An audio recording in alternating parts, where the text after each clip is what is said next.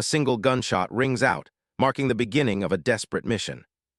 The man pulling the trigger is Nie Yan. His eyes, cold and unwavering, are fixed on his target. The bullet finds its mark. A portly man in a fine suit, Chairman Cao Su, stumbles back, a fatal wound blooming on his chest.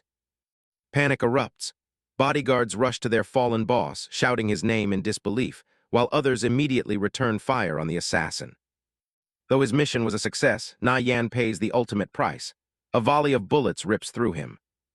As Nie Yan lies bleeding out, he looks at his enemy with satisfaction. He tells the dying chairman that in death, everyone is equal, and that he will die at the hands of a nobody. Cao Su is dead. All his nation-rivaling wealth couldn't save him from a single bullet. With his last breath, Nie Yan declares his revenge for his parents complete. But as life fades, he can't help but question why fate was so cruel to him, taking everything he held dear. He reaches for the light, his spirit screaming in defiance. He refuses to accept this end. He will not resign himself to this fate. As his body falls into an endless abyss, his consciousness clings desperately to life. Then a flicker, a sliver of light appears in the darkness as an eye begins to open. Nie Yan's eyes snap open, wide with shock and confusion. He finds himself lying in a bed, not in a pool of his own blood, but completely unharmed. He sits up abruptly, his mind racing. He clearly remembers being gunned down by Cao Su's bodyguards. How could he be alive? Looking around, an impossible realization dawns on him. This is his old, cramped apartment from his student days. Could he have been reborn into the past? A news report on the small TV catches his eye. It's about the explosive launch of the immersive VRMMO Conviction. He stares at the screen, his eyes widening. Conviction's servers had just opened. This confirms it. He really came back. He picks up a dusty picture frame, staring at his younger self as he reintroduces himself to the world. The photo is of his parents, a bittersweet memory of a happier time. He begins to reminisce. Back then, his parents traded strategic metals at the border, earning a massive fortune when the state bought them at a huge markup. With that capital, his father started a smelting company, and their family became wealthy almost overnight. They were swimming in money, living a life of luxury, but the good times weren't destined to last. When he was 25, Cao Su's Century Financial Group targeted his father's business. The friends his father had trusted were all bought off, turning on him in an instant. The company collapsed and went bankrupt. His father, unable to bear the failure, took his own life, and his mother died soon after of a broken heart. He was left all alone. Looking at his reflection, he admits that the inherited wealth had made him lazy, causing him to waste his life. It was only after losing everything that he chose a final suicide run to drag Cao Su down with him. But now the heavens have given him a second chance. His eyes burn with a new fire as he clenches his fist, vowing that this time he won't lose a single thing. He knows exactly where to start. The game Conviction was a cross-era phenomenon that would change the world, attracting countless financial groups. It was the very foundation upon which Cao Su's empire was built. The game quickly became humanity's second world. And in his past life, Nie Yan wasn't just a player. He was a legendary level 180 great thief. He grabs his phone to check the date. It's July 25th, 2025. Conviction has only been open for 7 days. A wave of relief washes over him. He can still make it. This is the perfect chance for a comeback. He calculates that at this early stage, the highest level player on the leaderboards would only be around level 5. With his memories of the future, catching up will be easy. He remembers that at this point in time, his younger self still had some savings. He checks his account and finds just enough money to buy an entry-level gaming helmet. His hand tightens on his shirt, his knuckles turning white. He thinks of Cao Su, the man who destroyed his family, and a cold fury settles in his heart. With newfound purpose, he gets dressed and heads out. This time, he is changing everything. Later that night, the light in his small apartment stays on, a beacon of his resolve under the full moon. Helmet in hand, he knows he's starting 7 days behind everyone else. But he's not worried. With his knowledge, he will crush every rival and stand at the very summit of conviction. Without a moment's hesitation, he puts on the helmet, ready to dive back into the world he knows so well. His consciousness fades from the real world, and a system window appears before him. He is entering conviction. The first step is character creation. He's presented with a map of the world and prompted to select his starting country. The world of conviction is split into three major factions. The first is the lawful good, righteous faction, which holds both the Viridian and Satrine empires. The Viridian Empire is a human nation, ruled by a council of elders, home to classes like clerics, mages, and assassins. The Satrine Empire is a tribal alliance of proud dwarves, fierce orcs, and elegant elves. Next is the lawful evil dark faction, consisting of demon and undead tribes ruled by powerful dictators. Finally, for players who prefer a more peaceful route, there's the neutral faction, which includes races like the giant tribes. Nie Yan doesn't need to think twice. In his last life, he chose the Viridian Empire's Gale Thief class. After pouring years of blood, sweat, and tears into it, he knows every single skill and quest by heart. Choosing it again is the only way to maximize the advantage his rebirth has given him. With absolute confidence, he makes his choice. The system confirms he has selected the Gale Thief class and will be born in the Viridian Empire.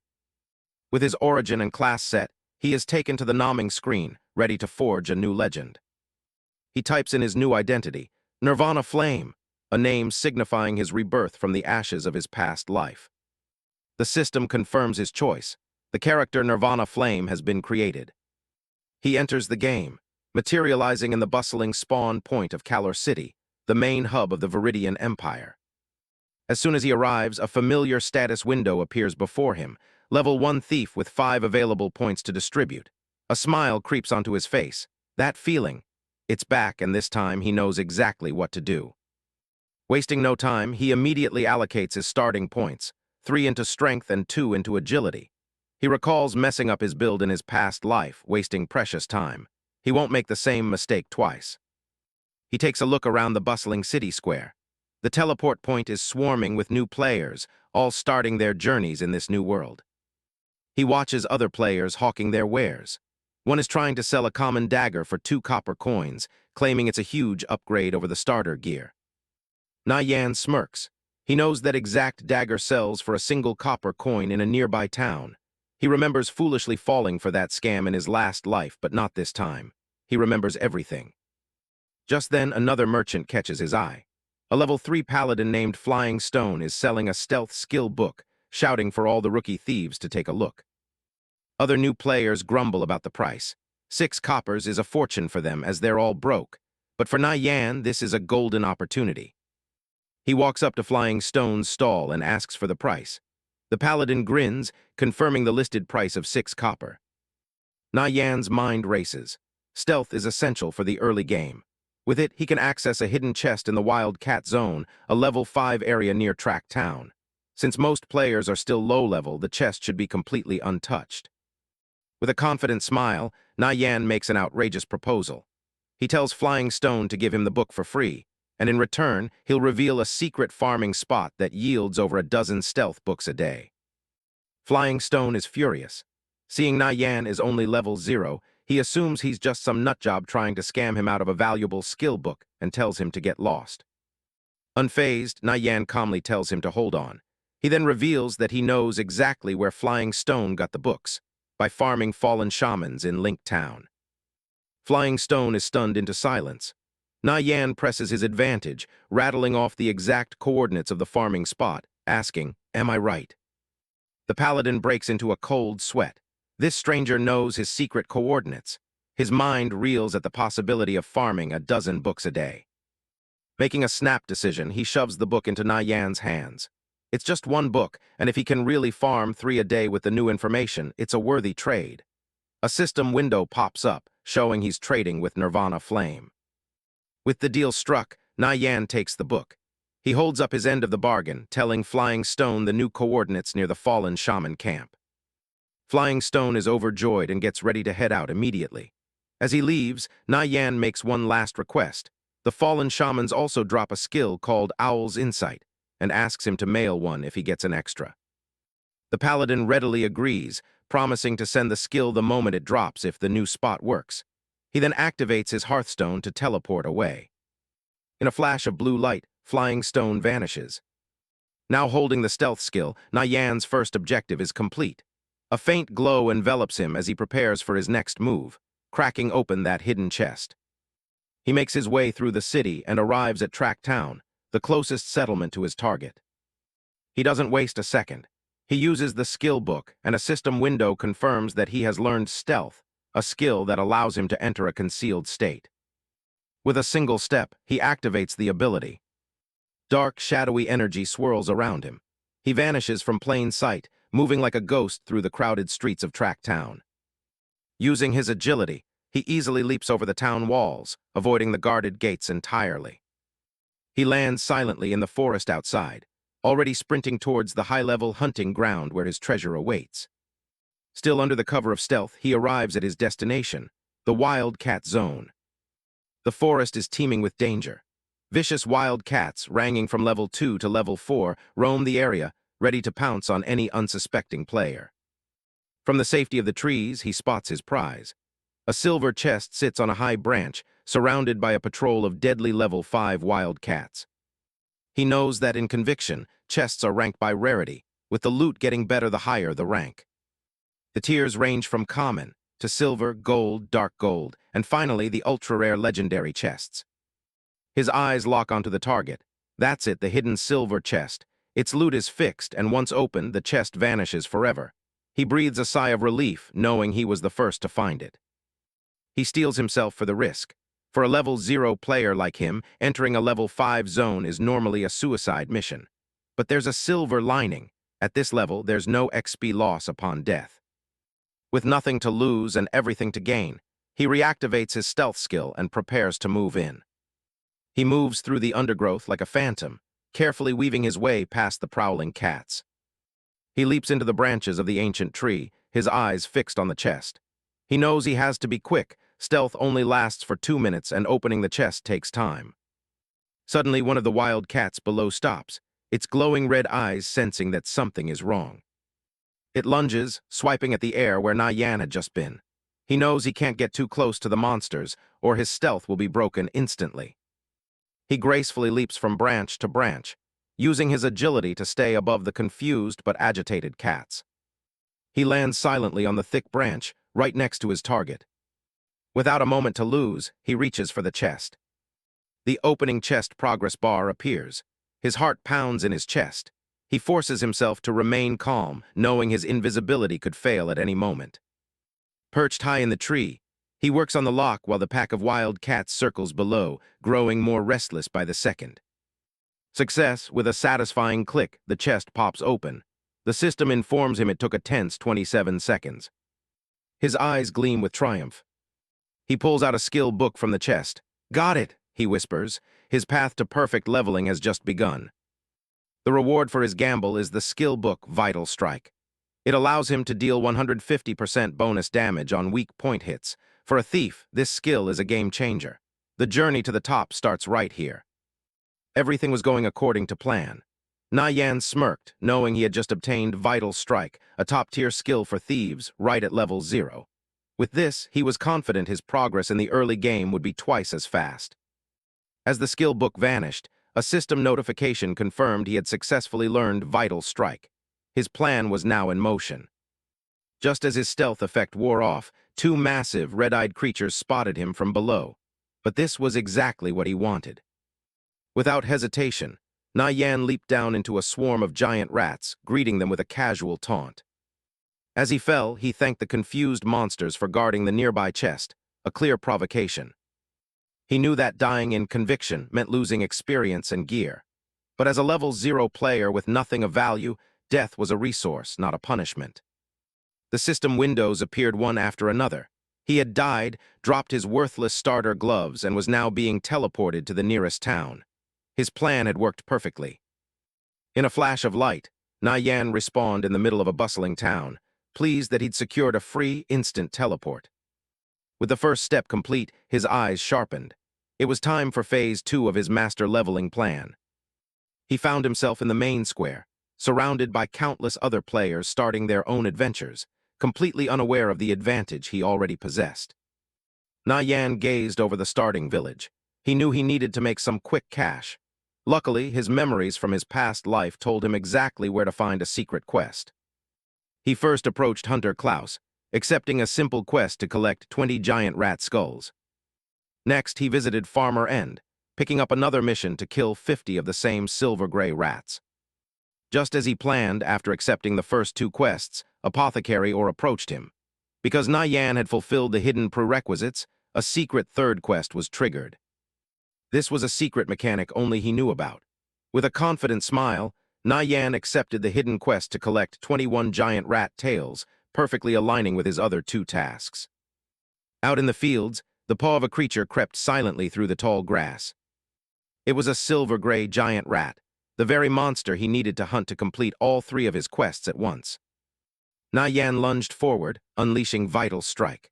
The skill, which didn't even require a dagger, dealt a massive 21 points of damage, far more than a level 0 player should be capable of. The rat collapsed instantly. A skull and a tail appeared as loot, putting him on the fast track to completing his missions. To his surprise, his very first kill yielded a rare gear drop, glowing brightly in the field. The item was a pair of tough leather leggings, common gear but a valuable find for any new player. Nie Yan immediately recognized its value. Selling these leggings on the auction house would provide the extra copper he needed for the next stage of his plan. But his hunt was just beginning. Soon, he was facing not one but an entire pack of the giant rats. He moved like a blur, chaining vital strikes together, efficiently cutting down one monster after another. It was clear this farming session would be over in no time. His expression was sharp and focused, like a seasoned veteran flawlessly executing a well-rehearsed strategy. For the next hour, he repeated this process without stopping. An hour later, after relentlessly grinding, Nie Yan returned to the village, his inventory full of the quest items he needed. He turned in all his items, completing the quests for Hunter Klaus, Farmer End, and the hidden one for Apothecary Or. As a reward, he received 34 copper coins and some health potions. Without wasting a moment, he listed the leather leggings he found on the auction house. With his funds secured, he headed straight for the weapon shop.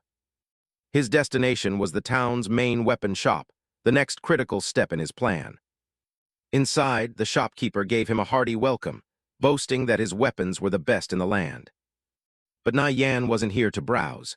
He cut straight to the chase, laying out his very specific requirements. A level 0 crossbow with a minimum attack and fire rate, all for under 40 copper. The shopkeeper grinned, presenting his masterpiece, a rapid-fire hand crossbow.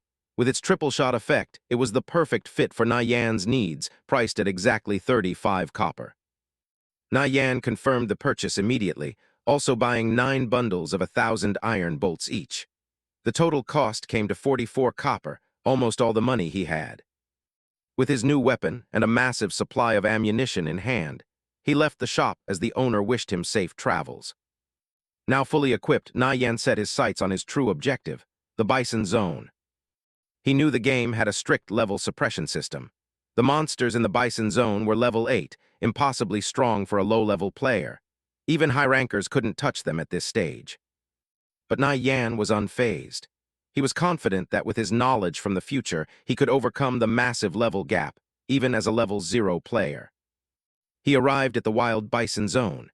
The area was a vast, open plain dotted with herds of high-level monsters and treacherous, rocky cliffs. Nie Yan carefully made his way through a narrow ravine, heading for a very specific location he remembered. He climbed to a high ledge, reciting a set of coordinates from memory.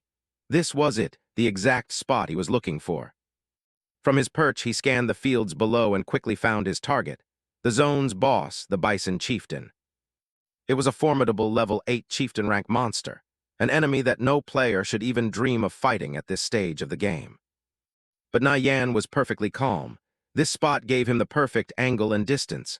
The boss was right within his crossbow's range. He took aim and fired, sending a volley of bolts flying toward the unsuspecting boss. The shots landed, but the massive level gap meant most of them missed. Even the ones that hit only dealt a single point of damage. But it didn't matter. He had brought 9,000 bolts with him, fully intending to slowly cheese the boss to death from his safe spot. He continued to fire relentlessly, the tiny damage numbers slowly but surely chipping away at the chieftain's health bar. The boss grew enraged, its health barely dented, unable to retaliate against its unseen attacker. Provoked beyond its limit, the Bison Chieftain let out a roar and charged toward the cliff face in a desperate attempt to reach its attacker. but its attack slammed uselessly against the rock. Nie Yan watched calmly, telling the beast to give up.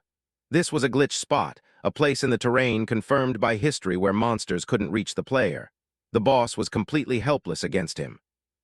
From his safe perch, Nie Yan continued to fire relentlessly. Even though most shots missed, he just needed one to hit every so often, slowly chipping away at the boss's immense health. The air was filled with the sound of thousands of bolts flying through the air, a testament to his unwavering patience. He watched his ammunition count drop from over 8,000 to 6, then 5. It was a long and grueling process. 3 hours later, the Bison Chieftain's health was finally in the red. It let out a final, agonizing roar, its defeat imminent. Nie Yan was sweating, exhausted from the sheer monotony. He had burned through nearly 4,000 bolts and couldn't believe the beast was still alive. With one final shot, a bolt flew true, striking the enraged chieftain right between the eyes. Its health bar finally hit 0. The seemingly invincible boss was defeated by a single level 0 player. The massive creature began to sway, its enormous body losing all strength. With a final, heavy thud, the Bison Chieftain collapsed, shaking the very ground beneath it. A system window exploded in front of Nie Yan. He had killed the Bison Chieftain, earning a staggering 1,800% experience bonus due to the level gap. In an instant, he shot straight up to level 2. His long and patient battle had paid off immensely. He jumped down from the cliff, eager to see what loot the boss had dropped. He couldn't believe his eyes. The boss had dropped a horned dagger, a bronze-grade weapon, an incredibly rare find at this stage of the game. In Conviction, gear was ranked from common to legendary. Since elite monsters were so scarce, the drop rate for stat-based gear was less than 1 in 1,000, making every piece a treasure. A bronze weapon alone boasted 20% more attack than common gear, and came with a valuable bonus stat. Nie Yan knew this level 5 dagger was worth a fortune, at least 3 silver coins. But first, he needed to get its unidentified stats revealed. Just then, he got 2 notifications. His leather leggings had sold for 8 copper, and he was receiving a call from a player named Flying Stone, a paladin he vaguely remembered. Flying Stone appeared on the call, ecstatic. He gushed about how the farming coordinates Nie Yan gave him worked wonders, boosting his leveling speed by 50%. He felt like he was ripping Nie Yan off, having only traded a single book for such a great spot. Nie Yan coolly told him not to worry about it, simply asking for a copy of the Owl's Insight skill book if it ever dropped. Flying Stone enthusiastically agreed, then curiously asked how a level 0 player like Nie Yan knew about that spot. Nie Yan gave a simple lie, claiming he had a previous high-level account before re-rolling as a thief. This immediately impressed Flying Stone, who assumed he must have been a top-tier ranker. Changing the subject, Flying Stone asked if Nie Yan's main had ever run the Fallen Shaman camp. He explained that his own team had wiped there multiple times, losing gear and EXP. Sensing an opportunity, Nie Yan calmly offered a full, clear guide for the camp. The price, 2 silver, non-negotiable. Flying Stone was shocked he even had one. Overjoyed, Flying Stone placed his full trust in him, promising to go convince his captain to pay up right away. After finishing the call, Nie Yan refocused on his prize. It was time to get his new dagger identified. He made his way back to Track Town, heading for the appraiser to get his new weapon's stats revealed. Inside, a beautiful elf appraiser with sharp eyes greeted him. He presented the unidentified weapon, asking for her services. The elf appraiser examined the weapon with a knowing smile and quoted the price for her services, a steep 10 copper coins. Nie Yan was surprised by the high fee, but he knew exactly what it implied. In Conviction, identification fees were a percentage of an item's value. A 10 copper fee meant the dagger was worth at least 12 silver on the open market. This was a worthy investment. Without a second thought, he handed over the coins and confirmed the identification. The appraiser began her work, channeling a powerful energy that enveloped the dagger in a brilliant, golden light. The results were staggering. The horn dagger was a bronze-grade weapon with a level 0 requirement. It provided a massive plus 18 to his attack stat and an additional plus 5 to strength. Nie Yan was ecstatic. The bonus stat had rolled as plus 5 strength, boosting his damage even further. With base stats nearly 10 times higher than a normal dagger, he knew that with this weapon in hand, he was now practically invincible in the early game. Nie Yan calmly assessed his abilities. With a weapon, a vital strike skill, and stealth, he had the perfect assassin's toolkit. The only thing he was missing was a way to sustain himself through long fights. For thieves, there were two ways to heal: potions or bandaging. Potions were fast but burned through money.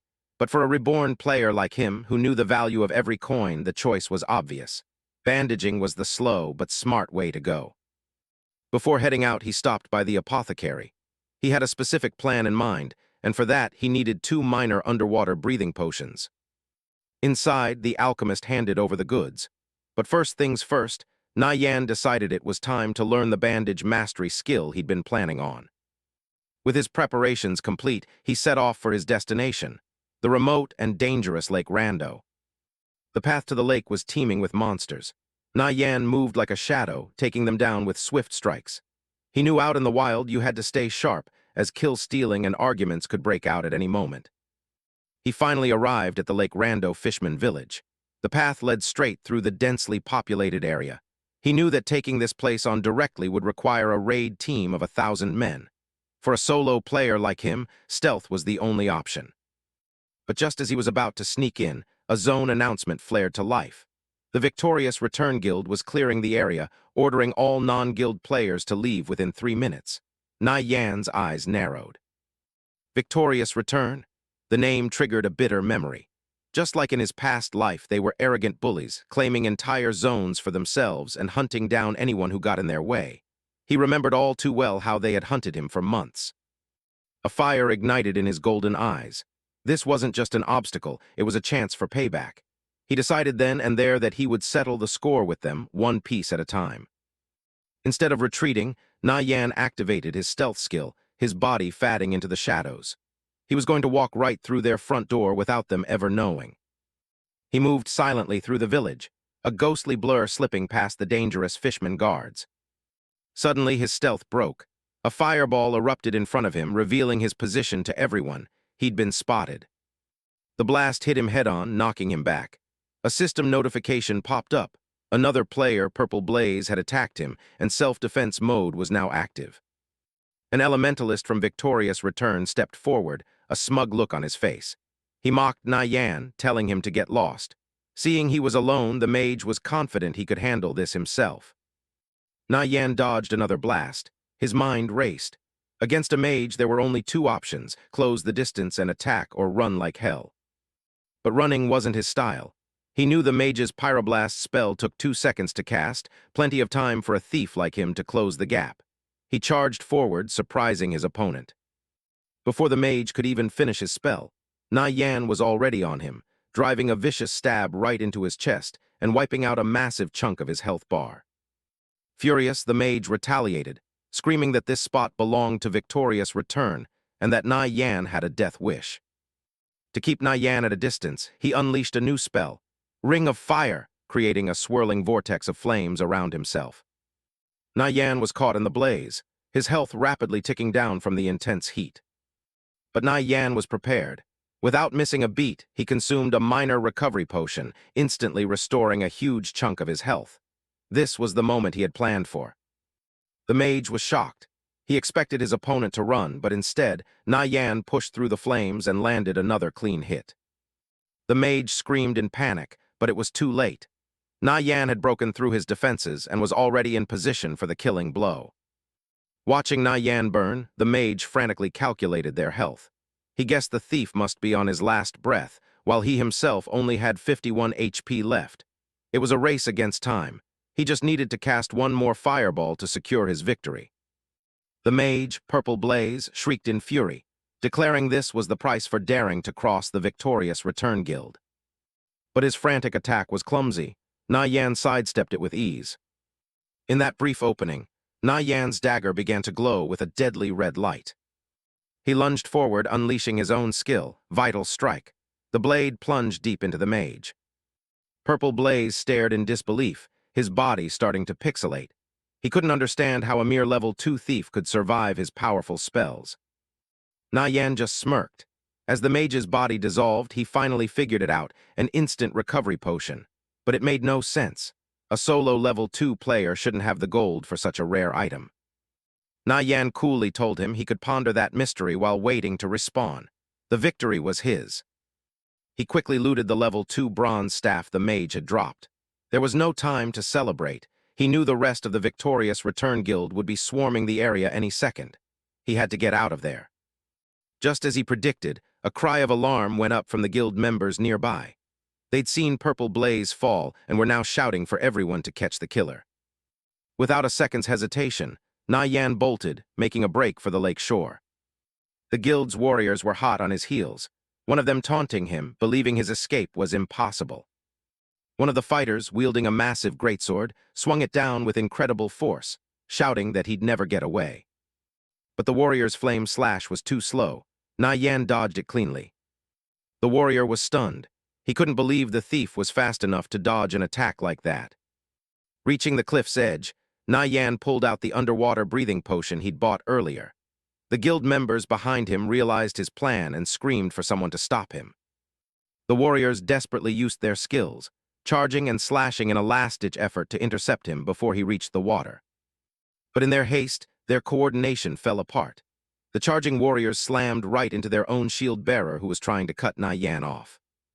Nie Yan glanced back, a faint smile playing on his lips as he watched his pursuers stumble over each other. Their attacks hit nothing but air and rock as he gracefully leaped from the cliff. With a loud splash, he disappeared beneath the waves of Lake Rando. The victorious Return members could only stare helplessly at the water. They cursed in frustration. Without water-breathing potions of their own, they had no way to follow. A woman who seemed to be in charge arrived, demanding to know what happened. One of the warriors reported that their target had escaped into the lake. The leader calmly issued her next order. Find out when Purple Blaze respawns and get the thief's player ID from him immediately. The report came in from the respawn point, relaying the message from Purple Blaze. The mysterious thief finally had a name, Nirvana Flame. As the guild leader on the surface vowed revenge, Nie Yan descended into the quiet depths of the lake. He had made a powerful enemy, but everything was going exactly according to his plan. Finally safe beneath the waves, Nie Yan breathed a sigh of relief. He'd shaken off the victorious Return goons. Now it was time to collect his real prize. He remembered a hidden chest somewhere in these depths. Thanks to his memories, it didn't take long. Tucked away in the seaweed was the hidden treasure he was looking for. Inside, he found exactly what he came for, the fishman's water-repelling pearl, a special item that would let him breathe underwater for a full 30 minutes. It wasn't a particularly rare item, but for his current plan, it was a lifesaver. Just as he pocketed it, a trident shot passed his face. He'd been spotted. He had stumbled right into a fishman den. The creatures were swarming him from all sides. He knew fighting them here in their home turf was suicide. But as he looked up towards the surface, a clever idea began to form.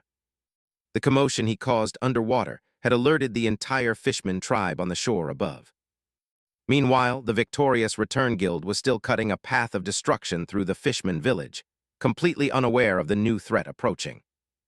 Nie Yan swam for the surface, intentionally luring the enraged horde of underwater fishmen right into the path of the unsuspecting guild. From the safety of the water, he watched with a grin as his two groups of enemies clashed. He couldn't help but thank victorious Return for unknowingly clearing a path for him. With the coast now in chaos, he swam towards his true destination, soon arriving at the central lake island. He broke the surface, taking a deep breath of fresh air. His plan had worked perfectly. But just as he did, a sudden scream for help echoed from the island. He turned to see a girl in trouble. He froze, that voice, that pink hair. It was Yao Yao, the holy mage from his old party. He couldn't believe fate had brought them together again so soon. Memories of their past life together flooded his mind. The battles they fought, the quiet moments by the campfire. They had a deep history, and finding her here and now, it felt like destiny. Back in the present, he saw Yao Yao struggling in the water, trying to fend off 3 aggressive water spiders. Without a second thought, he dove back into the water to help her. He closed the distance in an instant, unleashing a vital strike on one of the spiders attacking her. Surprised by the sudden help, Yao Yao quickly recovered and cast her own spell, Holy Judgment, on another spider. His physical strike and her holy magic hit their targets at the exact same moment. It was as if they had been fighting alongside each other for years. Together they made short work of the monsters. Standing on the shore, as the last spider dissolved, she turned to him and gave a simple, heartfelt thanks. He casually replied not to mention it, then introduced himself with his in-game name, Nirvana Flame. She repeated the name, Nirvana Flame, a flicker of recognition in her eyes. The name clicked in her mind, Nirvana Flame, which translated directly to Nie Yan. As she wondered if it was the Nie Yan she knew from real life, she formally introduced herself as Yao Yao. A friend request from Nirvana Flame immediately popped up. She smiled, telling him that since he saved her, they should add each other so she could return the favor. With the friend request accepted, a notification confirmed their new connection. Nie Yan smiled and asked what brought her all the way out to this remote island. Yao Yao explained she was farming the spiders for their water sacs. Coincidentally, Nie Yan was after a different drop from the same monsters, fine silk. Seeing they had a common goal, he suggested they party up. She readily agreed, and to his surprise, immediately opened a trade window. As a thank you gift, she offered him the fine silk she had already collected. The trade went through, and Nie Yan found himself with 12 spools of fine silk. At the current market price, that was easily worth 36 copper, a small fortune for a new player. She insisted, saying that 36 copper was a small price to pay for saving her life, especially since she didn't need the silk anyway. Hearing that, Nie Yan accepted her generous gift. But their conversation was cut short as a monstrous shape burst from the water. It was the Water Spider Lord, a chieftain-level boss. Yao Yao panicked. A chieftain was far too strong for 2 low-level players to handle alone. But there was no time to run. A notification confirmed their party was official and the fight was on. Nie Yan took the lead, instantly closing the gap and landing a solid vital strike on the boss. Without missing a beat, Yao Yao backed him up, unleashing a powerful, holy judgment of her own. Her holy magic slammed into the giant spider, dealing heavy damage and staggering the beast. The spider retaliated with a vicious swipe, but a quick warning from Nie Yan gave Yao Yao just enough time to leap out of the way. Switching tactics, Nie Yan drew his crossbow. He shouted that he would draw the boss's attention, telling her to focus on dealing damage. A volley of bolts struck the Spider Lord's eyes, enraging it and successfully pulling its aggro onto him. Nice, with the boss distracted, Yao Yao seized the opportunity to unleash her most powerful spells one after another. A brilliant beam of holy energy engulfed the Water Spider Lord, dealing a critical blow. The combined assault was too much. The mighty chieftain collapsed and sank beneath the waves, defeated. As the waters calmed, Yao Yao stood in stunned silence. She couldn't understand it. Fighting alongside him felt so natural. They had taken down a chieftain like it was just another weak monster. Their synergy was flawless, as if they had been teammates their entire lives. Nie Yan noticed her quiet, thoughtful expression and casually asked what was on her mind. Startled, she said it was nothing. She quickly changed the subject, complimenting his incredible skill and asking why a player like him was playing solo. He simply replied that he was used to it. Hearing he was a solo player gave her an idea. With a hopeful smile, she mentioned that her group was preparing to raid the Treant Forest and invited him to join them. Nie Yan asks about their team's shield warriors, wanting to know their exact stats. Yao Yao tells him they have 2 with 53 defense and 230 HP. He tells her it's not enough. The boss has a hidden critical hit chance that'll one-shot anyone with less than 60 defense. Yao Yao is stunned. She's never heard anyone mention a critical hit chance from the Treant King. She says getting bronze gear to hit 60 defense is just too difficult right now. Nie Yan offers another way. He takes over as commander for the team. Yao Yao agrees to try and convince the others, even if it's a long shot. The boss goes down, and Nie Yan moves in to check the loot. He pulls out some fine silk gauntlets, surprising her with his high-level appraisal skill. Since they're bronze-tier mage equipment, he hands them right over to her. The boss also dropped a rare thief skill book called Assassinate. Nie Yan keeps the skill book and the silk for himself. Yao Yao is thrilled with the haul, not even trying to be polite about taking the gear. Suddenly, a system message pops up. The server is closing for maintenance in 3 minutes. She waves him off, promising to see him next time. Nie Yan logs off as his character dissolves into pixels. He wakes up in his room, realizing it's already the morning of the second day. He decides that while he's leveling up in the game, his real body needs to stay in shape too. He knows Cao Su will have bodyguards, so he can't afford to be weak this time around. He heads out for a run through the city streets. Suddenly, a truck screeches its tires right in front of him. The impact sends him tumbling onto the pavement. He groans on the ground as someone rushes over to check if he's okay. It's Zai Yao, his deskmate from his past life. She scolds him for being so careless when she sees he's bleeding. She runs back to her car to grab a first aid kit. Nie Yan looks at her, remembering how she was destroyed by Cao Su's group in his previous life. Zai Yao carefully bandages his arm, telling him to stop being so rash. He stares at her, thinking about how she hasn't changed a bit. He teases her, asking if he's got her to look after him now. She huffs and walks away, leaving him standing there. As she drives off, she wonders why he seems so much more confident lately. His expression hardens. He knows he has to grow strong in the game to change their fate. His phone starts ringing, and it's his friend Tang Yao calling. Tang Yao screams through the line, demanding to know where he's been for 2 days. Nie Yan smiles, glad to hear his best friend is still doing well. He remembers how Tang Yao risked everything to support him in his past life.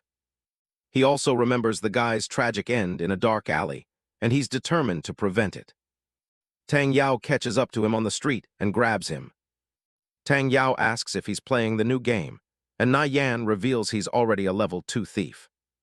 Tang Yao brags about being a level 3 mage and drags him toward the PK bar. The PK bar is an entertainment club where players can bet on their own matches.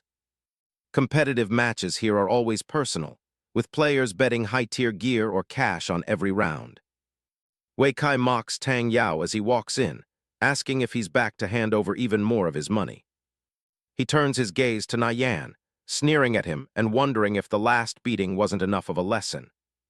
Tang Yao puts an arm around his buddy, telling him not to worry since he's there to protect him. Wei Kai finds it strange how calm Nie Yan is today, wondering if the kid actually found some courage. Tang Yao tells the group to stop talking and get to the pods. The stakes are 200 per round. The match screen lights up, Tang Yao's arcane mage against Wei Kai's berserker. Nie Yan knows this is a terrible matchup for a mage, especially against a berserker with a charge skill. The map is a wide-open plain, making it almost impossible for Tang Yao to dodge or find cover. Shifeng approaches Nie Yan, taunting him about his friend's losing streak and suggesting they play a round 2. Nie Yan agrees, but makes it clear he isn't interested unless they play for a real wager. Shifeng gets heated, putting his entire 700 on the line for a single match. The screen updates for the next duel, Nie Yan's Wind Thief against Shifeng's Ranger.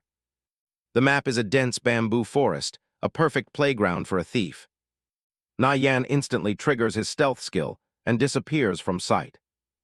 Shifeng scans the area from the trees, trying to find any sign of movement. The Saberman began to get cocky, mocking Nie Yan as a coward who only knows how to hide. But Nie Yan is already right above him, his presence completely erased by his years of mastery. Shifeng finally looks up, but he's already too late. Nie Yan drops down with his blade, catching his opponent completely off guard. The first strike connects, instantly chunking Shifeng's health bar. The Saberman panicked as he realized Nie Yan had completely closed the gap and shattered his defenses. He struck back in a desperate frenzy. The blade merely grazed the protagonist's face. Having seen through his opponent's true strength, Nie Yan softly whispered, "It's over," before delivering the final, decisive blow. A vital strike hits for 70 damage, finishing the fight in a single flurry. Shifeng's avatar disintegrates into digital fragments, leaving him staring at a defeat screen. The crowd watching the monitors is in shock at how quickly the match ended. Nie Yan walks away, thinking that taking on a level 2 rookie felt more like bullying. Shifeng is left reeling, unable to comprehend how simple movements led to such a decisive kill. He takes off his helmet, shivering as he realizes how different Nie Yan has become. Wei Kai's lackey stood in dead silence, wondering if this was really the timid kid they used to bully. Tang Yao comes back from his pods looking defeated, having lost 1,200 in his matches.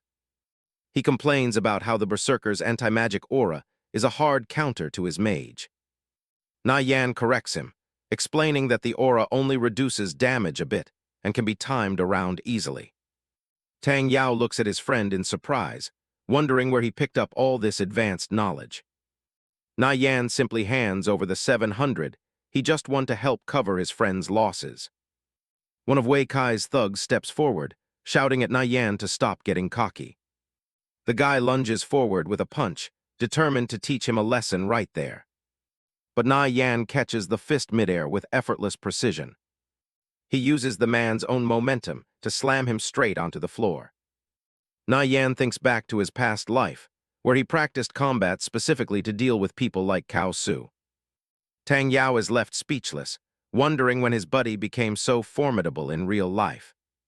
Shifeng and the others back away in fear as their group starts to fall apart. Wei Kai stares at Nie Yan, realizing the kid standing before him is fundamentally different from the one he used to bully. He holds his group back, stopping the physical confrontation to ask if Nie Yan really just defeated one of his lackeys in the game.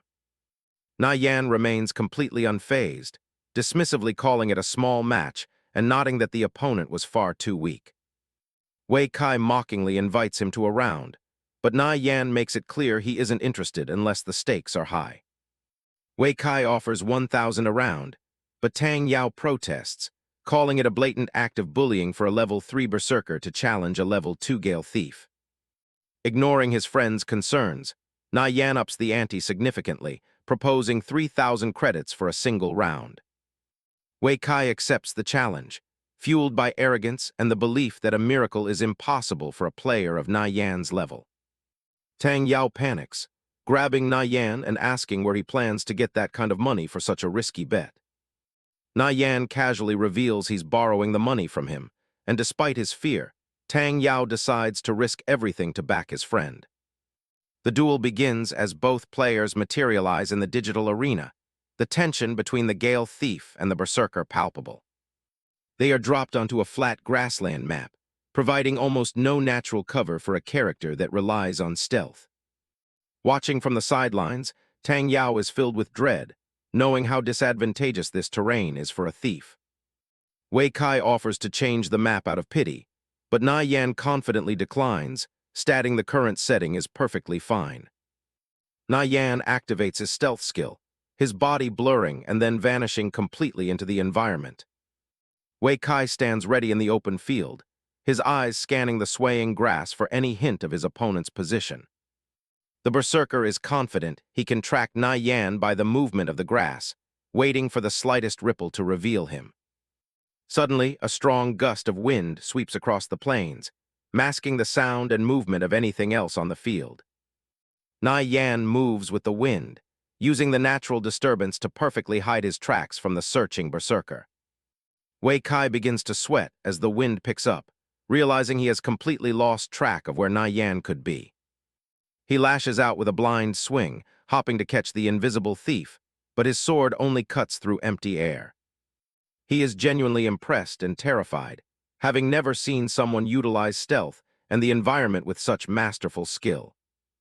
Nie Yan waits patiently in the tall grass just behind his target, timing his strike for the next natural gust of wind. Wei Kai tries to convince himself that the kid must be moving slowly and must still be somewhere in front of him. The wind blows again, and Nie Yan pounces from the shadows, his blade finding an opening in Wei Kai's defense. The berserker takes a heavy hit, shock registered on his face as he wonders when his opponent managed to get behind him. The muscle-bound man immediately swung his greatsword to counterattack, but Nie Yan had already jumped back in time to dodge. Desperate to reclaim the momentum, Wei Kai unleashes a powerful whirlwind slash, his greatsword spinning in a wide arc. Nie Yan easily reads the attack, noting that the heavy weapon leaves a 1-second delay after the skill is cast. He sees that delay as his definite key to victory, positioning himself to exploit the berserker's momentary vulnerability. As Wei Kai's sword slows down, Nie Yan strikes, certain that now is his best chance to end the match. He moves through the field like a blur, his speed far exceeding what should be possible for a level 2 player. Nie Yan triggers Vital Strike, a high-damage ability that strikes right at Wei Kai's weakest point. The spectators are stunned into silence, amazed by the perfect timing and execution displayed by the supposed underdog. Wei Kai screams in pain as the massive hit connects, his HP plummeting toward the danger zone. With his health critically low, the berserker is driven into a frantic rage, unwilling to lose to someone he considers beneath him. He charges his final attack, Flame Slash, screaming for Nie Yan to just die as he brings down his burning blade. Tang Yao shouts for Nie Yan to get out of the way. Wei Kai is trying to force a gap with a Flame Slash, but Nie Yan knows staying close is his only advantage as a thief. The blade connects, tearing a chunk out of his health bar. Wei Kai laughs, calling him arrogant for trying to tank a direct hit. The berserker winds up for a massive one-strike slash. A red arc of energy cuts through the air. The crowd thinks it's over, knowing that a successful charge will stun the thief and end the fight. Somehow, Nie Yan ducks right under the swing at point-blank range. He knows the charge distance is shorter than his dagger's reach. This is his chance. A quick counterstrike catches the warrior off guard. The impact sends a shockwave through the field. Wei Kai's health hits 0 instantly. Nie Yan slides back, barely maintaining his stance after taking the initial blow. The victory screen pops up, leaving the thief as the last one standing. The crowd is stunned. A level 2 thief just took down a level 3 berserker. Back in reality, Wei Kai stares at his helmet in disbelief. Tang Yao rushes over to celebrate, but Nie Yan just shrugs it off as a fluke. His friend is convinced he's a pro and begs for arcane mage tips. Wei Kai approaches the two of them. Surprisingly, he takes the loss like a man, and even invites them to his bar later. He turns to leave with his crew. His subordinate is confused by the kindness, but Wei Kai warns him that the kid is dangerous and shouldn't be an enemy. Nie Yan promises to help his buddy out once they're back in the game. Later that night, the grind doesn't stop. Nie Yan hits the floor for some sit-ups, realizing that a strong character needs a strong pilot. He pushes through a set of push-ups. After working up a sweat, he gets ready to dive back into Conviction. He slides the helmet on and initiates the login. Digital fragments coalesce as he manifests back into the world. A friend request from Ezzy pings on his interface. A message from Flying Stone arrives with the payment for the walkthrough he provided earlier. He accepts the request, figuring he can carry his friend through the Treant Forest later. But first, he has a hidden quest to turn in. He finds Physician Blevins and hands over the fine silks he gathered. The old man is impressed and offers to teach him a special skill as a reward. A prompt asks if he wants to learn intermediate combat bandage. Nie Yan accepts immediately. This was exactly what he came for. The skill allows him to restore 20 health over 10 seconds, even while in combat. The quest isn't over yet, sitting at only 20% completion. He realizes this is a rare chain quest. Blevins asks for even more silk, and Nie Yan is more than happy to oblige. A system notification pings on Nie Yan's screen. A pink-haired girl tells him the group is ready, and Nie Yan says he's on his way. He plans to farm some rare items in the Treant Forest to complete a high-level chain quest. Over at the Track Town teleport point, Tang Yao is already there, wondering where his friend is. Nie Yan shows up and tells him they're going after the Treant King today. They approach a large group of players waiting for them. Yulan and Yao Yao wave them over. Tang Yao's jaw drops at how attractive the girls are. The girl tells Nie Yan she had a tough time convincing Yulan to let him lead. A thief named Chen Bo scoffs, clearly not happy about the newcomer. Nie Yan gives a simple greeting, but Yulan can already tell he's the real deal by his calm vibe. Nie Yan gets straight to the point. He's confident, but only if he's the captain and everyone follows his orders. The other members aren't so sure about this. Chen Bo barks back, asking why they should listen to an outsider who might get them all killed. Yulan snaps at Chen Bo, reminding him they already agreed to the terms. She apologizes to Nie Yan for her teammates' attitude.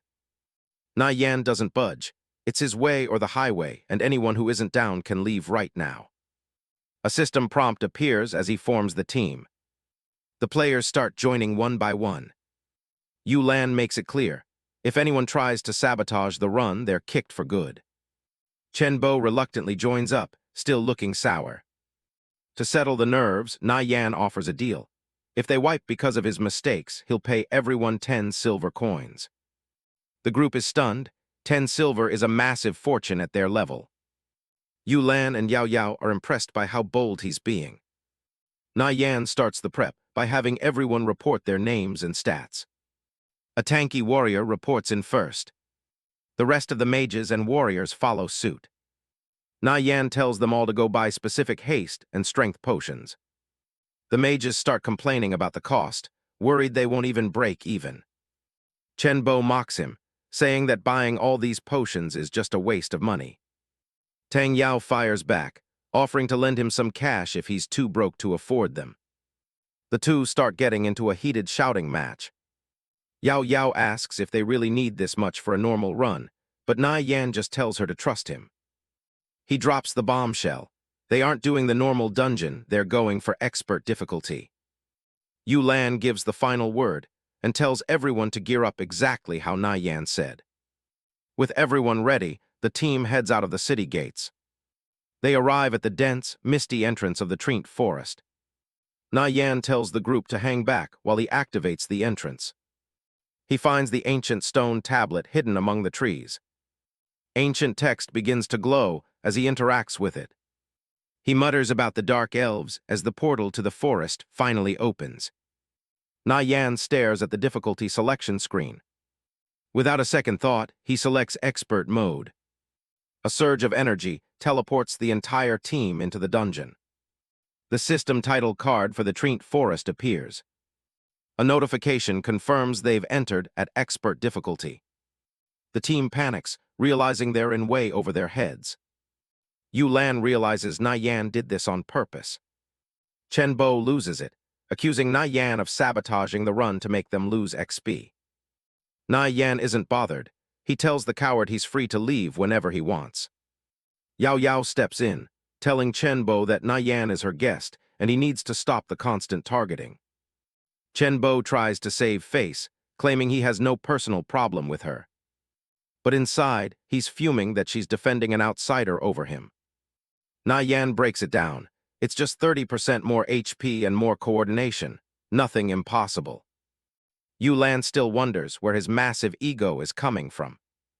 Yao Yao asks if he's truly sure, and Nie Yan tells her to just relax. Chenbo watches the back of Nie Yan's head, hoping he fails. The group moves deeper into the eerie, vine-covered woods. Suddenly, Nie Yan senses an attack and tells everyone to scatter. Massive roots whip out from the earth. Chenbo is caught off guard and gets completely wrapped up. He struggles as the vines tighten their grip. A towering Treant appears, ready to crush its prey. The monster squeezes the life out of the thief. Chenbo screams for Nie Yan to save him. Another Treant joins the attack from the shadows. Nie Yan doesn't hesitate, shouting orders for the mages to unleash everything. The shield warriors rush forward to create a wall. One of the tanks braces for impact as a vine slams into his shield.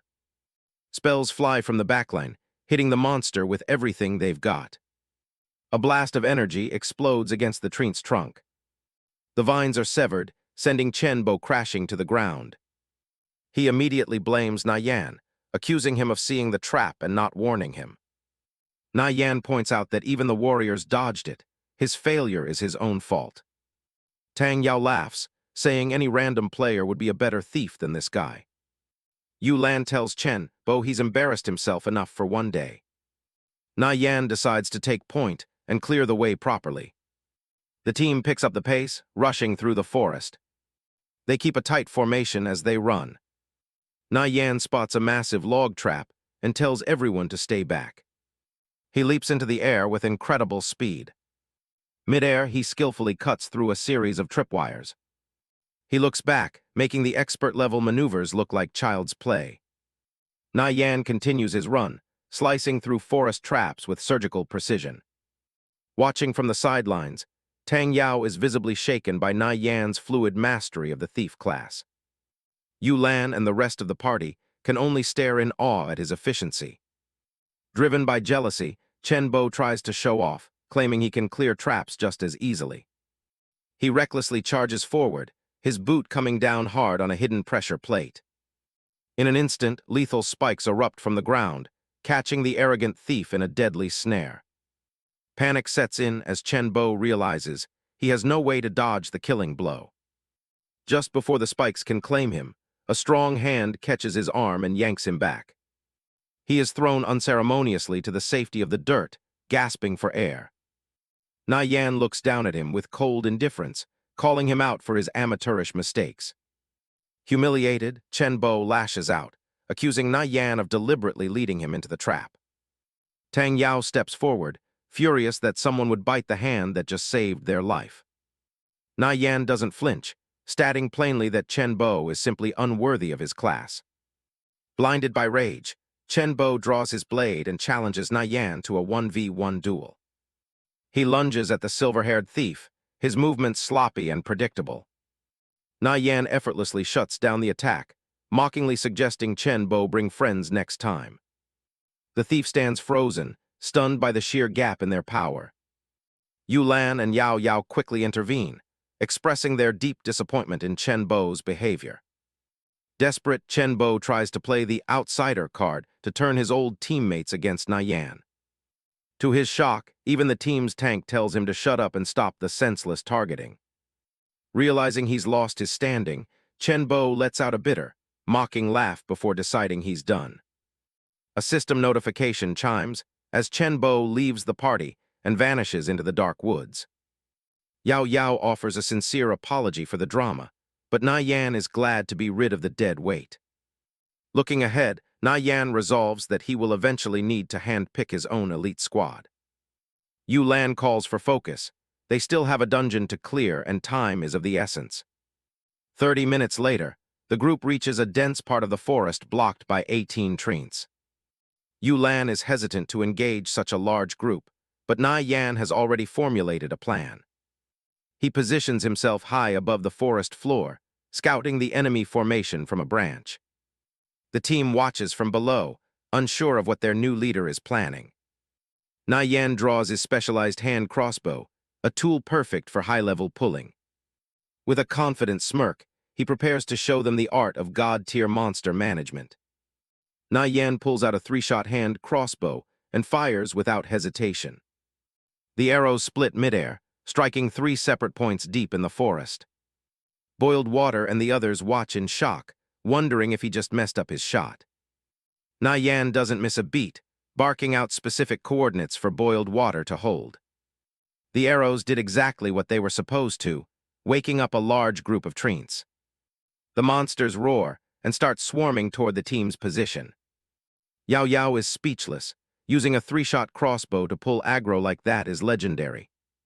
Yu Lan asks where she found this guy, realizing that luring 18 treants at once takes insane precision.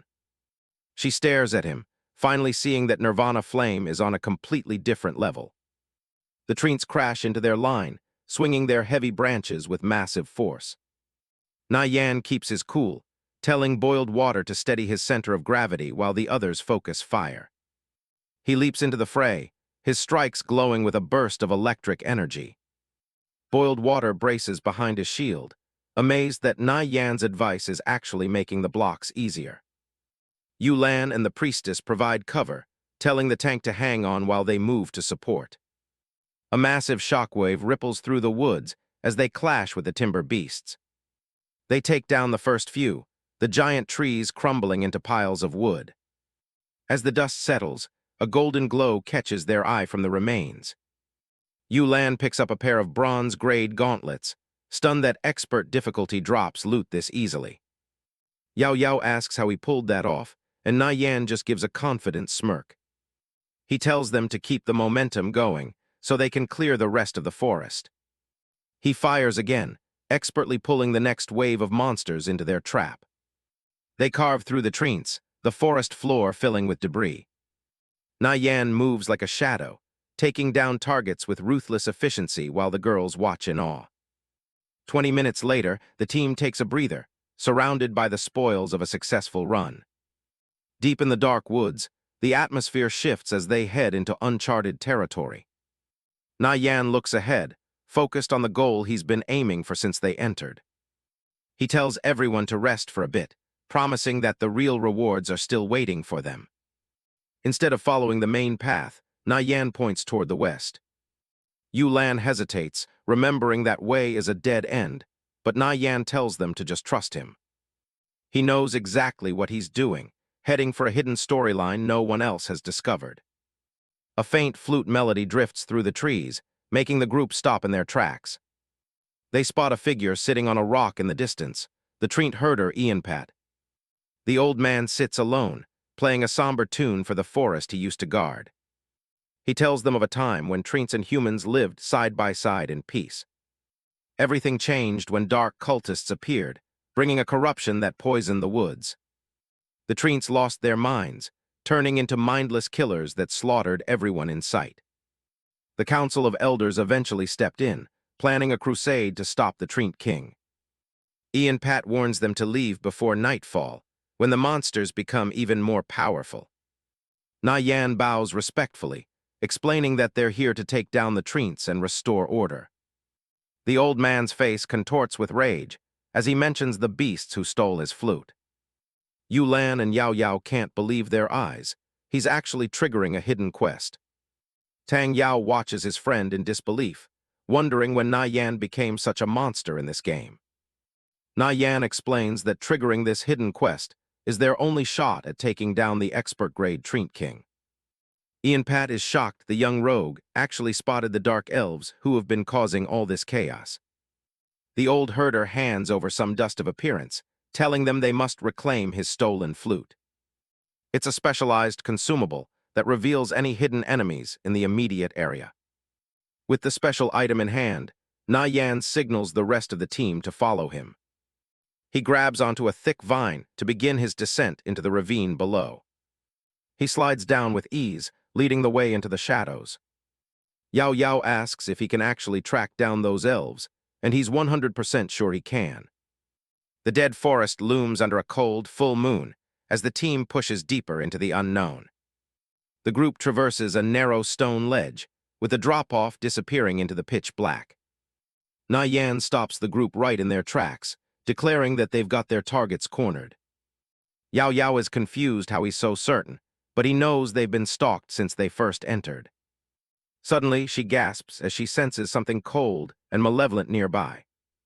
Dark smoke begins to swirl around them. The hidden stalkers have finally decided to reveal themselves.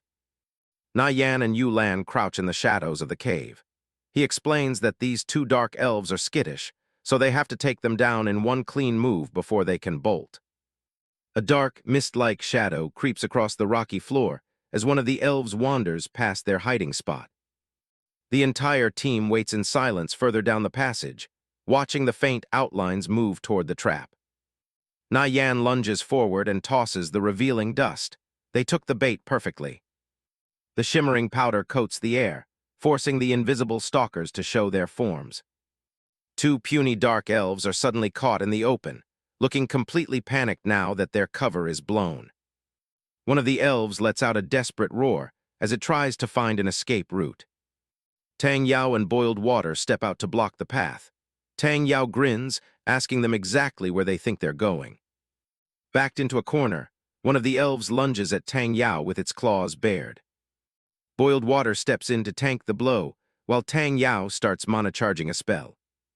Tang Yao channels a massive swirl of fire between his palms. The fireball slams into the dark elf, lighting it up as it screams in pain. Yulan draws her sword and rallies the rest of the group to jump in and finish the job. The skirmish turns into a chaotic brawl. Nie Yan spots the item they're looking for hanging from one of the elves' belts. The remaining elf lashes out wildly, but Nie Yan is already moving in for the kill. The elf resisted in desperation, but Nie Yan easily dodged the attack. Nie Yan delivers a clean slash, landing a vital hit that drains a huge chunk of the elf's health. The rest of the team unloads their skills, overwhelming the two elves in a flurry of blades and magic. With the enemies down, Nie Yan reaches for the glowing loot left on the ground. He's got it. Nie Yan holds up a golden, ornate flute. This was the key to clearing the dungeon. It's Ian Pat's flute, a quest item that significantly nerfs Treant-type creatures and gives the user a big health boost. Yao Yao calls Nie Yan over, pointing out that there's something else hidden in the grass. He picks up a weathered piece of parchment. It's not just loot, it's a letter. This triggers a branching storyline, a secret message warning of a Drow tribe counterattack on the Hilton fortress. Yu Lan stares at the letter, unable to read the elvish text. Nie Yan tells her it's a special quest they can turn in once the forest is cleared. The other teammates are pumped. Finding a hidden quest like this was a total surprise. Nie Yan hands the flute to Boiled Water. Since he's the main tank, he needs the extra HP to face the Treant King. Boiled Water is stunned. With 300 extra health, he's not even afraid of the boss anymore. The team moves out, but Tang Yao stays behind for a second, noticing how everyone's attitude toward Nie Yan has flipped. Tang Yao smiles to himself, proud that his friend is finally showing these guys what he's capable of. Nie Yan leads the way deeper into the forest, his cloak fluttering behind him as they approach the end. A heavy rumble shakes the ground, and smoke rises from the dense tree line ahead. They start cutting through the remaining treants, clearing the path with rapid strikes and coordinated magic. A massive, twisted root erupts from the earth, signaling that the big one has finally arrived. Boiled Water admires his new bronze round shield. It's leagues better than anything he's ever ground for before. Yu Lan hesitates before asking Nie Yan if she can buy the shield from him, knowing he was the one who led them to it. She figures with gear like this, her team might actually stand a chance in higher dungeons on their own. Nie Yan tells her to just take it. He's only here for thief equipment and a specific jewel the boss drops. Yao Yao is grateful but feels bad about him taking such a loss on the loot. She thanks him sincerely. The ground cracks open as a colossal branch smashes down, shattering the terrain around them. An explosion of dust and debris clears to reveal the massive guardian of the forest. Everyone braces themselves. Nie Yan shouts for the team to pay attention and set up their formation immediately. He tells the shield warriors to move to the front. Emerging from the fog is the Treant King, a level 4 Lord-grade boss with 10,000 health. The real fight starts now. The Treant King towers over them, screaming about damn humans daring to set foot in its territory. It's not exactly a warm welcome.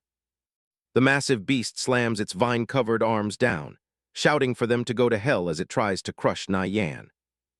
Nie Yan is a blur of movement, leaping over a massive root sweep with insane agility. The guy's reactions are on another level. He backflips away from another strike, landing perfectly on his feet without breaking a sweat. The priestess is completely floored. She can't believe a level 2 thief is handling a level 4 Lord-grade monster like it's a tutorial boss. Nie Yan snaps everyone back to reality, ordering Boiled Water to take the aggro while the mages keep their distance. He's taking full command of the raid. Boiled Water charges in and lands a hit, but the boss's defense is so high he barely scratches it. This is going to be a long fight. The mages open fire, sending bolts of magic flying toward the giant tree from all sides. The entire team surrounds the Treant King, unloading their best skills to chip away at its massive health pool. A massive explosion rocks the clearing, but the damage numbers popping up are still depressingly low. Fire and smoke fill the air as the team pushes their offensive as hard as they can. The boss retaliates with a heavy blow that sends Boiled Water's health plummeting. Nie Yan screams for him to use the flute right now. Boiled Water manages to blow the flute through the chaos. Hopping the buff is as good as Nie Yan said. The flute's magic kicks in, surrounding the Treant King in a green aura that slashes its stats by half. Now they have a real fighting chance. Nie Yan orders the mages to focus strictly on fire spells. He knows the boss has massive ice resistance, so anything else is just a waste of mana. Tang Yao steps up with a confident smirk. Fire spells are his specialty, and he's ready to turn this tree into kindling. Nie Yan pulls the priestess aside to check if she has the dispel skill. She's a bit shaky, but nods that she does. He warns her that the boss is about to use a fear spell. If boiled water gets hit, she has to cleanse him the exact second it happens. Nie Yan tells her to just relax and wait for his signal. He's got the timing down perfectly. The Trient King unleashes a wave of dark green energy. It's the fear spell, and it hits the front line like a physical wave. Boiled water is hit hard, his movements stuttering as the CC takes hold. Nie Yan bellows for the cleanse. The priestess channels her staff, releasing a burst of golden light to break the curse. Boiled water snaps out of it instantly, raising his shield just in time. Nie Yan calls it a perfect cleanse. The priestess is genuinely surprised and relieved that she actually pulled it off under all that pressure. The team doubles down on the attack, hitting the boss with everything they've got. The Trient King lets out an earth-shaking roar as its health drops below 3,000. It's hurting now. The boss turns a dark, menacing shade as it enters its enrage phase. Nie Yan warns everyone to brace themselves. It's about to get ugly. Yulan grinds her teeth, shocked that this thing even has an enrage mechanic. She wasn't prepared for the boss to get faster and stronger. Nie Yan barks out orders for boiled water to switch to a full defensive stance. He needs to survive the next few seconds at all costs. He tells the healers to start chugging their mana pots and spamming heals non-stop. They can't let the tank's health dip for even a second. The mages and priests are in high gear, their hands glowing as they dump every bit of mana into keeping the raid alive. The Trient King slams into Boiled Water's shield with a crushing blow that almost knocks him back. Boiled Water is barely holding on, his arms shaking from the sheer force of the attack. He doesn't know how much longer he can tank this.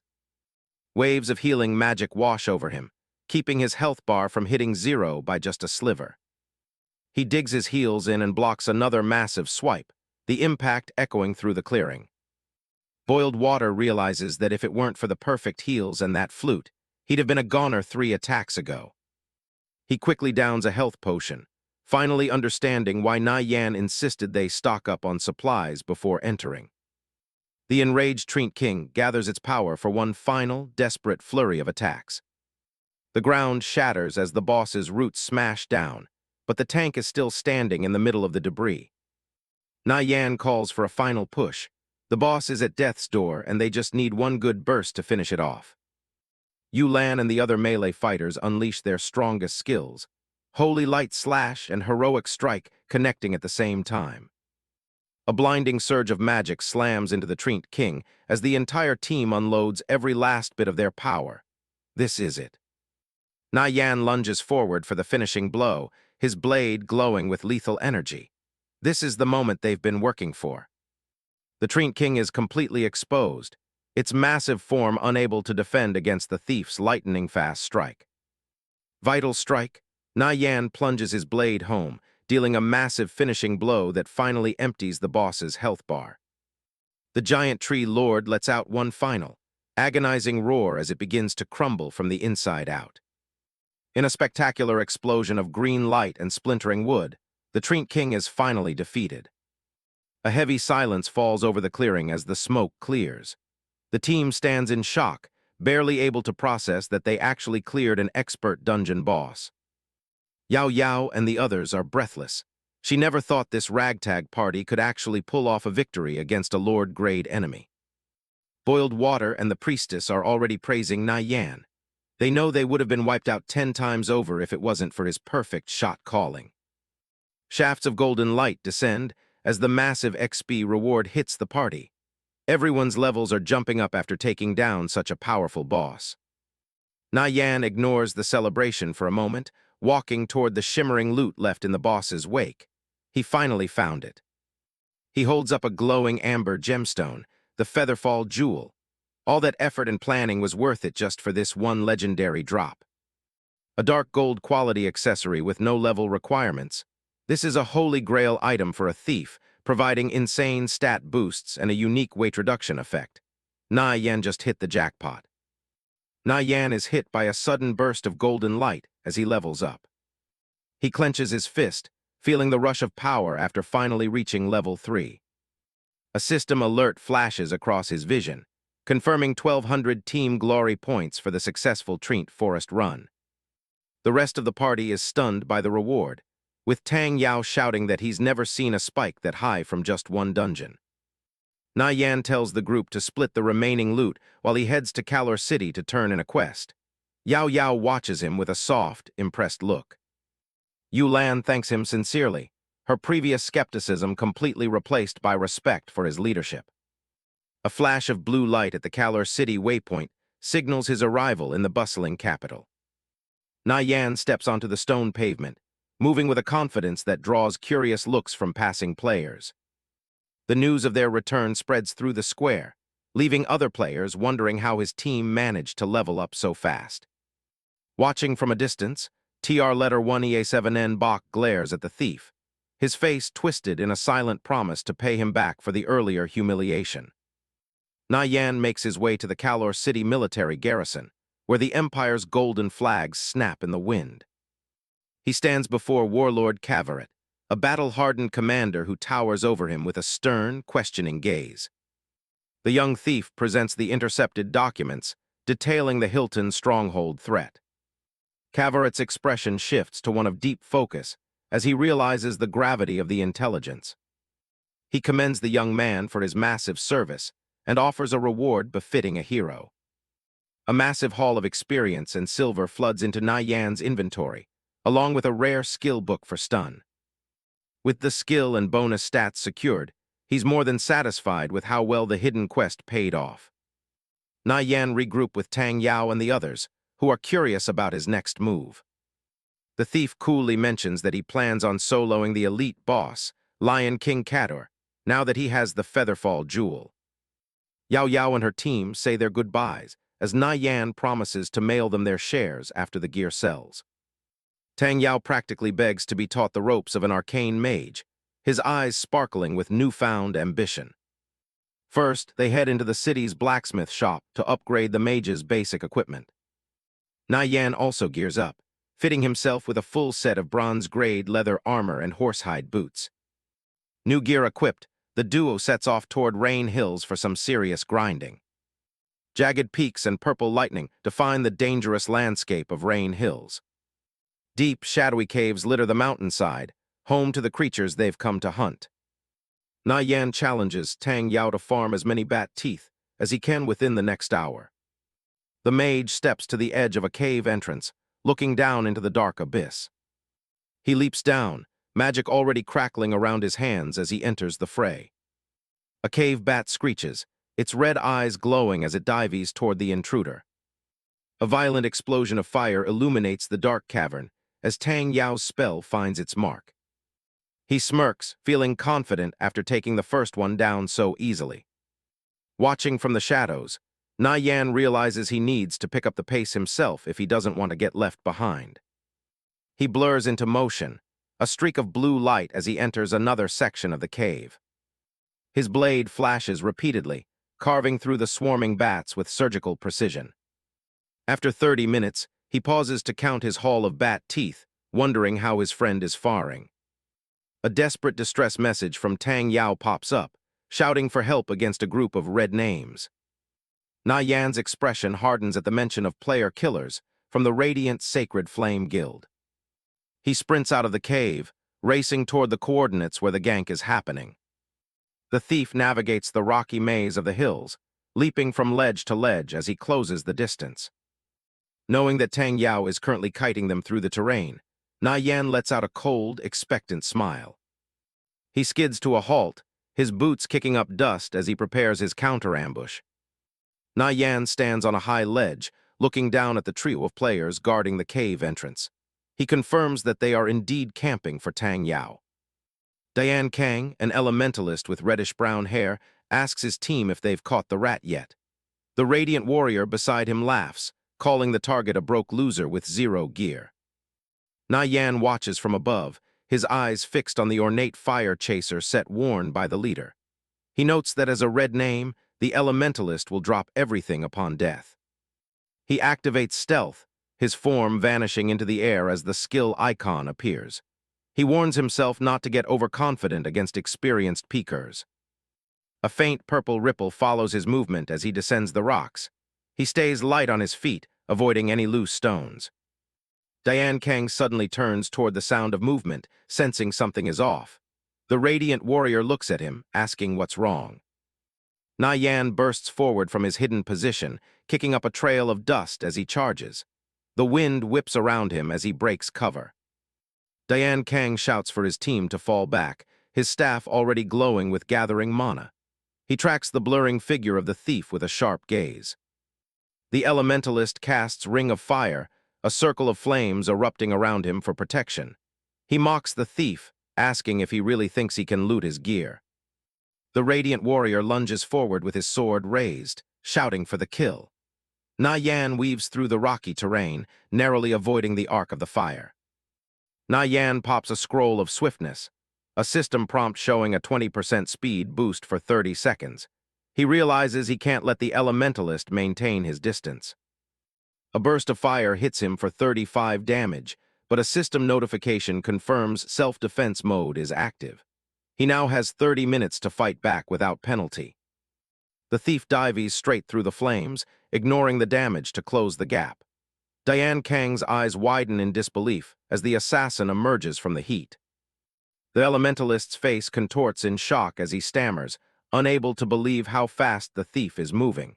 He watches helplessly as Nie Yan reaches him. Nie Yan strikes with Assassinate, his dagger glowing as it carves into his target's side. A critical hit for 40 damage lands squarely.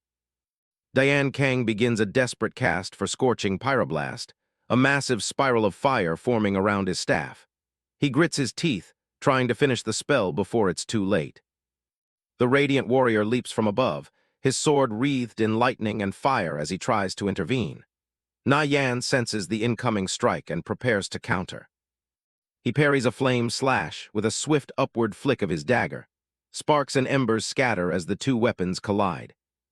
The force of the block knocks Nie Yan back slightly, and a small -13 damage indicator pops up. He stays balanced, eyes already scanning for the next threat. The radiant priest raises his staff, channeling a bright holy light as he sneers at the thief. He calls Nie Yan a rat, ready to back up his allies. The radiant warrior's blade smashes into the ground, sending a shockwave of dust and debris into the air. Nie Yan uses the cover to adjust his position. He notes that Scorching Pyroblast has a 5-second cast time and calculates the distance. He realizes he can reach the elementalist before the spell is finished. Nie Yan lunges through the smoke, his silhouette a blur against the glowing orange fire. He closes the final few meters with a sudden burst of speed. He delivers a strike that triggers an interrupt, indicated by a blue system message. Diane Kang reels back as his massive fire spell is shattered. A stun icon appears above the elementalist's head, showing swirls over his eyes. He stands paralyzed, unable to move or defend himself. Nie Yan follows up with a series of quick slashes, numbers for -20 and -18 damage popping up. He carves through the vulnerable target without hesitation. Diane Kang shouts in panic, his last words a desperate command for his team to peel the thief off him. He begins to dissolve into particles of light. The radiant warrior screams about the thief's impossible movement speed as he charges back in. He can't keep up with the agile assassin. The warrior activates charge, lunging forward with his heavy blade held high. A shield of wind forms around him as he closes in. Nie Yan leaps out of the way, the warrior's blade missing by inches and slamming into the earth. Dust and gravel spray in all directions from the impact. Mid-leap, the thief prepares his next attack, his eyes focused on the warrior's exposed neck. He holds his dagger in a reverse grip. He executes Vital Strike, plunging his blade down for 60 damage. The warrior grunts as the heavy blow lands. A bright burst of light marks Diane Kang's final death, and a system message confirms the kill. Nie Yan gains 1 reputation point for taking down a red name player. The radiant warrior shouts for the radiant priest to loot the inventory back immediately. He lunges at Nie Yan again, his sword glowing with fire. Nie Yan catches a glowing orb of loot midair, a satisfied look on his face. He confirms that the fire chaser set is now in his possession. A linear strike from the radiant warrior cuts through the air, dealing 17 damage as Nie Yan is caught in the path. He maintains his footing despite the impact. The warrior shouts for his team to not let the thief get away. The priest grits his teeth, knowing they're in trouble if they have to explain this to the boss. Nie Yan takes another -16 damage as he weaves through a stray attack. He doesn't slow down, keeping his momentum going. He activates Combat Bandage, blue light wrapping around his arm as he heals while running. A +20 healing indicator pops up above his head. The radiant priest looks on in shock, shouting that the thief is using a bandage skill. He realizes they can't catch up to someone with such high movement speed.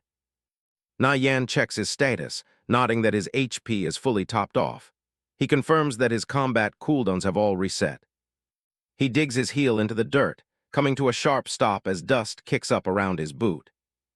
Nie Yan vaults off a rocky ledge, his silhouette illuminated by the moon as he prepares to close the gap. The radiant warrior pivots with his massive broadsword, swinging in a wide arc to intercept the thief's descent. Nie Yan lands perfectly on the flat of the warrior's blade, using the enemy's own weapon as a stepping stone. He activates Vital Strike, plunging his dagger into the warrior's shoulder for a critical 55 damage. The thief's hand is a blur of motion as he readies his next skill, his weapon humming with dark energy. He executes Assassinate, his blade sinking deep into the warrior's back for another 38 damage. The radiant warrior roars in frustration, unable to shake the agile assassin off his back. Nie Yan pulls out a hand crossbow, the mechanical components clicking as he aims it point-blank at the warrior's head. 3 bolts fire in rapid succession, striking the warrior's heavy armor with a series of metallic thuds. The warrior clutches his chest as the final bolt sinks in, his HP bar dropping precariously into the red zone. He realizes he is one shot away from death and hesitates, his mind racing with the fear of dropping his own gear. Nie Yan looms over him, his face shadowed as he delivers a cold warning that there is no escape. A final, ruthless slash cuts through the warrior's defense, sending a spray of blood across the dark terrain. The warrior's body disintegrates into a swirl of white embers, leaving behind a glowing pile of loot. Nie Yan turns his attention to the radiant priest, who stands alone and defenseless among the rocks. The priest's face is pale with terror as he stammers, wondering how he is supposed to survive a duel with a thief. A shadowy, wolf-like aura looms behind the thief, marking him as the apex predator of this encounter. Nie Yan sneers, reminding the priest how much he enjoyed healing his allies while the thief was under fire. The priest lets out a final, desperate cry before the thief's blade ends his life. His staff falls to the ground, surrounded by the faint golden glow of a high-quality equipment drop. Nie Yan gathers the spoils, confirming that he has successfully looted the entire Fire Chaser set. He examines the set's stats, deciding it's the perfect bronze-grade upgrade for Tang Yao's fire-based build. Opening his messenger, Nie Yan reaches out to Tang Yao to check on his current status and location. Tang Yao replies from a cave at 231, 395, 285, his face lighting up with shock at the news of the looted set. The mage is overwhelmed with excitement, his eyes practically turning into stars at the sight of the high-tier gear. He laughs, declaring that the risk of being ganked was entirely worth it for a reward this great. Nie Yan stands on the edge of a high cliff, overlooking the dark expanse of the hills. He decides to stay on the hunt, intending to eliminate more members of the Radiant Sacred Flame Guild. A flock of crows takes flight from the dark forest canopy as a new group of players enters the clearing. A man with a thick mustache and dark armor receives a message, his expression hardening as he announces Diane Kang's death. The group reacts with shock and disbelief, questioning how their powerful leader could have been taken down. They speculate that a massive raid or a guild war must have been responsible for such a defeat. A member with a red headband interrupts, clarifying that the entire squad was wiped by a single person. The revelation that a level 3 thief was the culprit leaves the entire search party in stunned silence. The man with the mustache clutches his head, unable to comprehend how their top-tier stats were overcome. He asks for the thief's identity and is told the name Nirvana Flame, likely partying with an arcane mage. He informs the group that the guild has issued a bounty of 5 silver coins for every kill on Nirvana Flame. Tucked away in the shadows of a nearby tree, Nie Yan listens to the news of the kill order with a cold grin.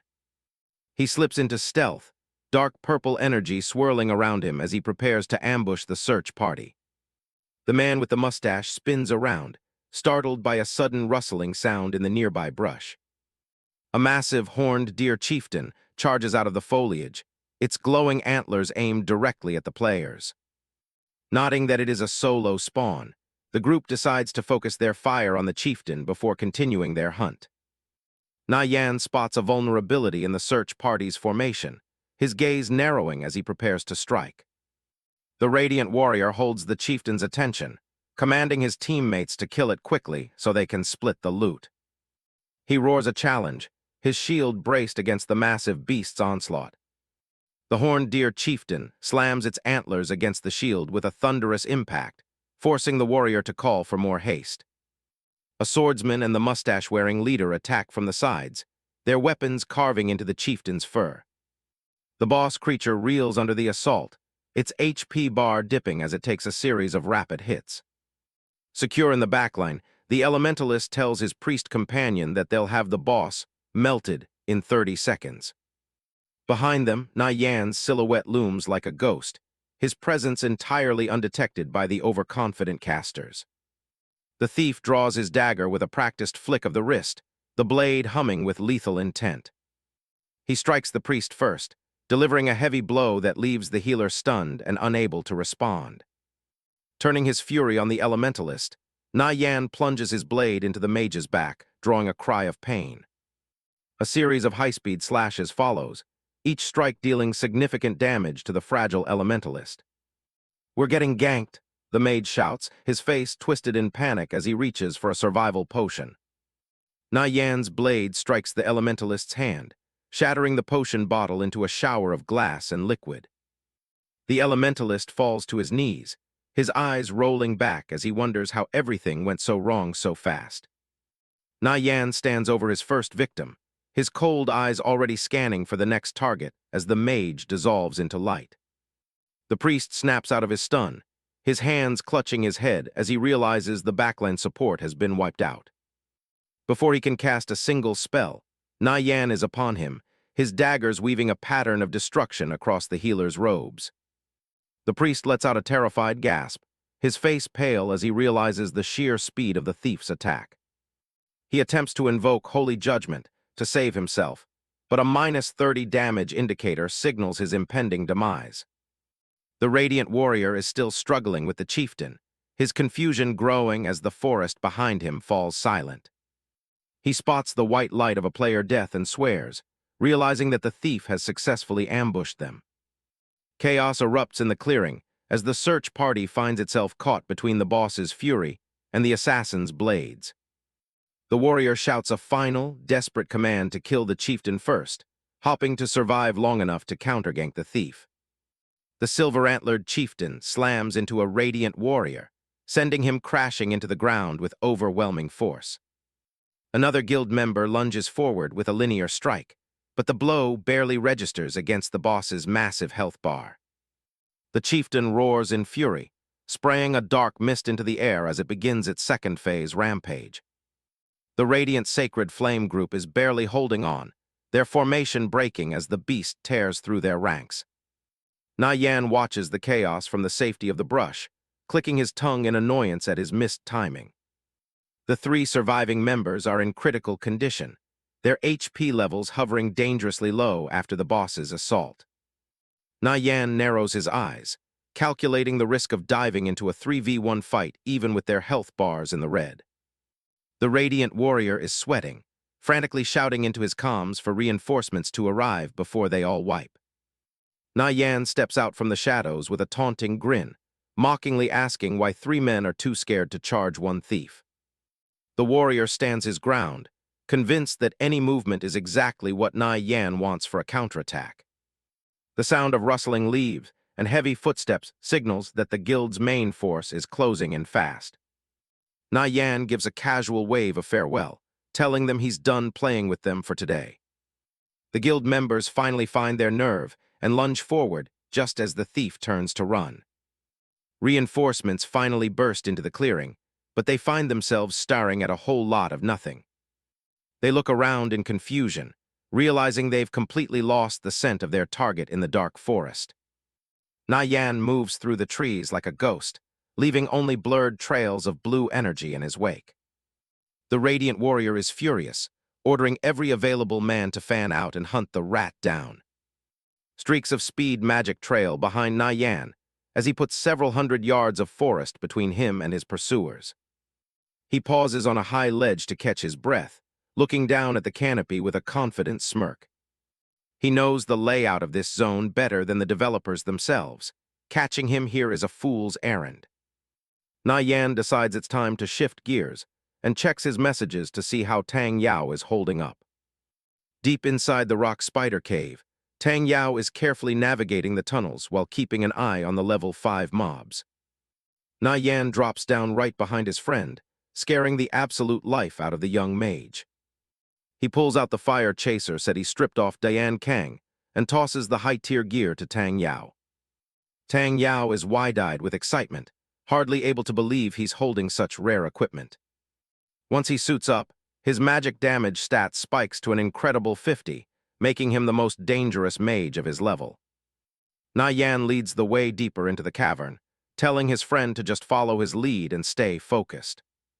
He recalls a silver chest hidden in these depths and knows they finally have the firepower to claim it.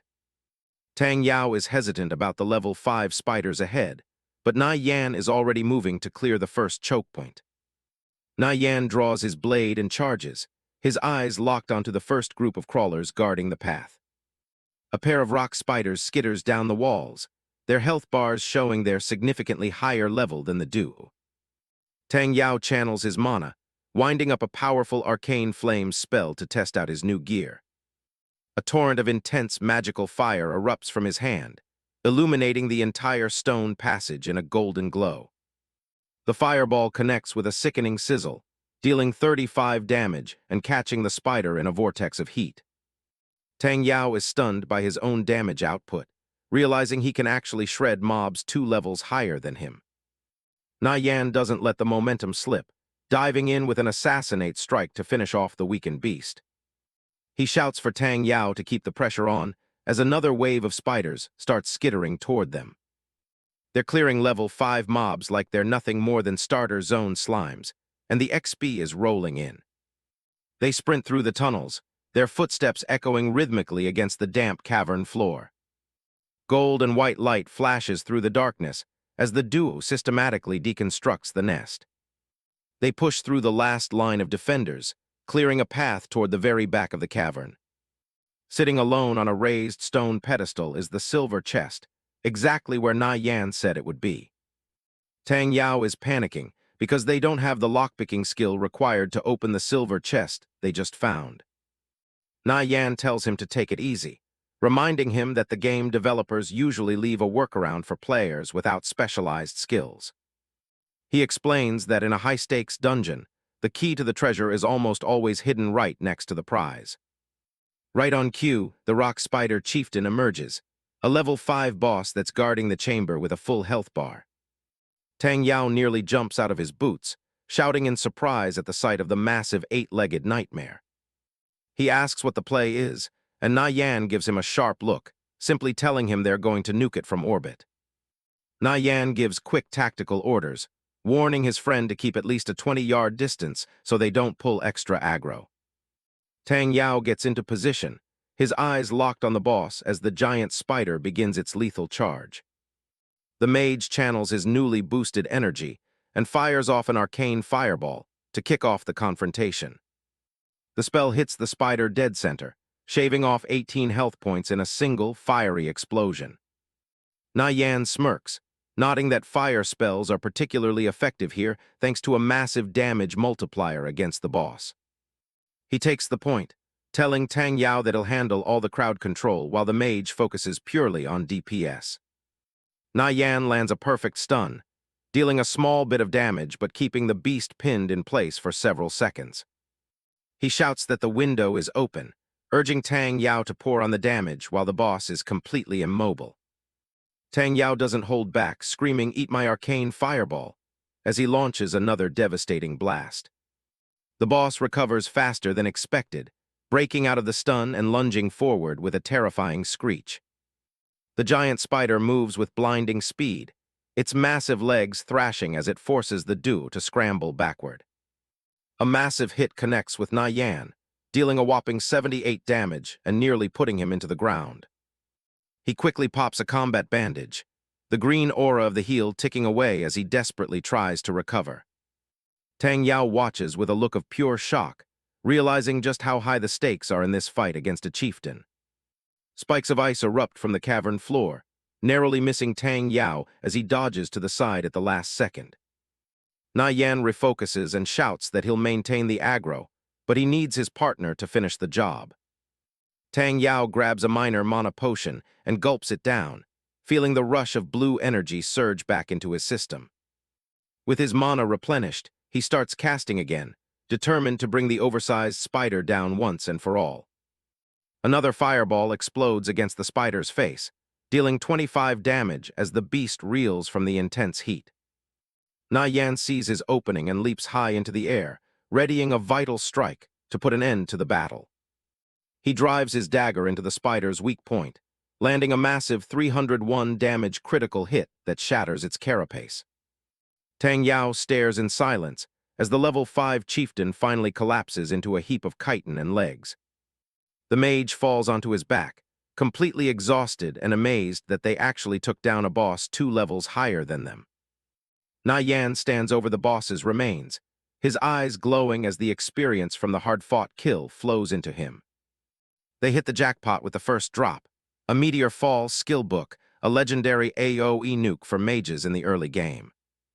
The second book is Block, a vital defensive skill that allows physical classes to parry incoming attacks. Along with the rare books, they find a silver key, the perfect tool for opening high-tier chests like the one nearby.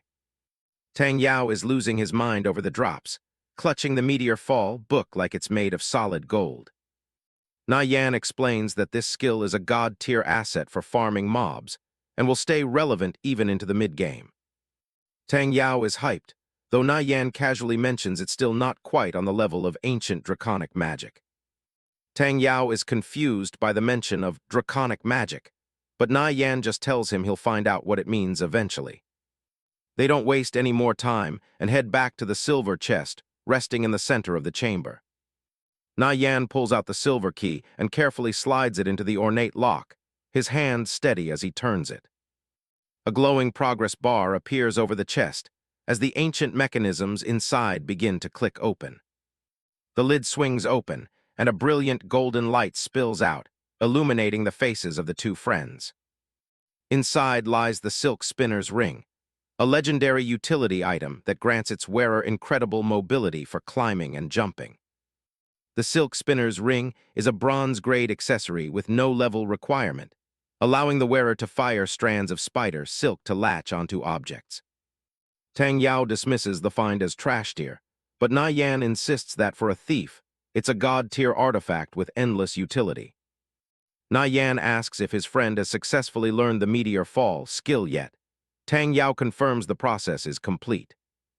Peering into the dark tunnels, Nie Yan decides it's time to take the massive AoE nuke for a test drive against the cave's inhabitants. Nie Yan takes point, telling Tang Yao to begin his long incantation while he rounds up a massive group of spiders. The thief darts through the cavern, gathering aggro with ease as several rock spiders scuttle after his retreating figure. Tang Yao grits his teeth as the spiders close in, frustrated by the painfully slow cast time of his powerful new spell. A massive ball of flame descends from above as Tang Yao screams the name of the skill, Meteor Fall.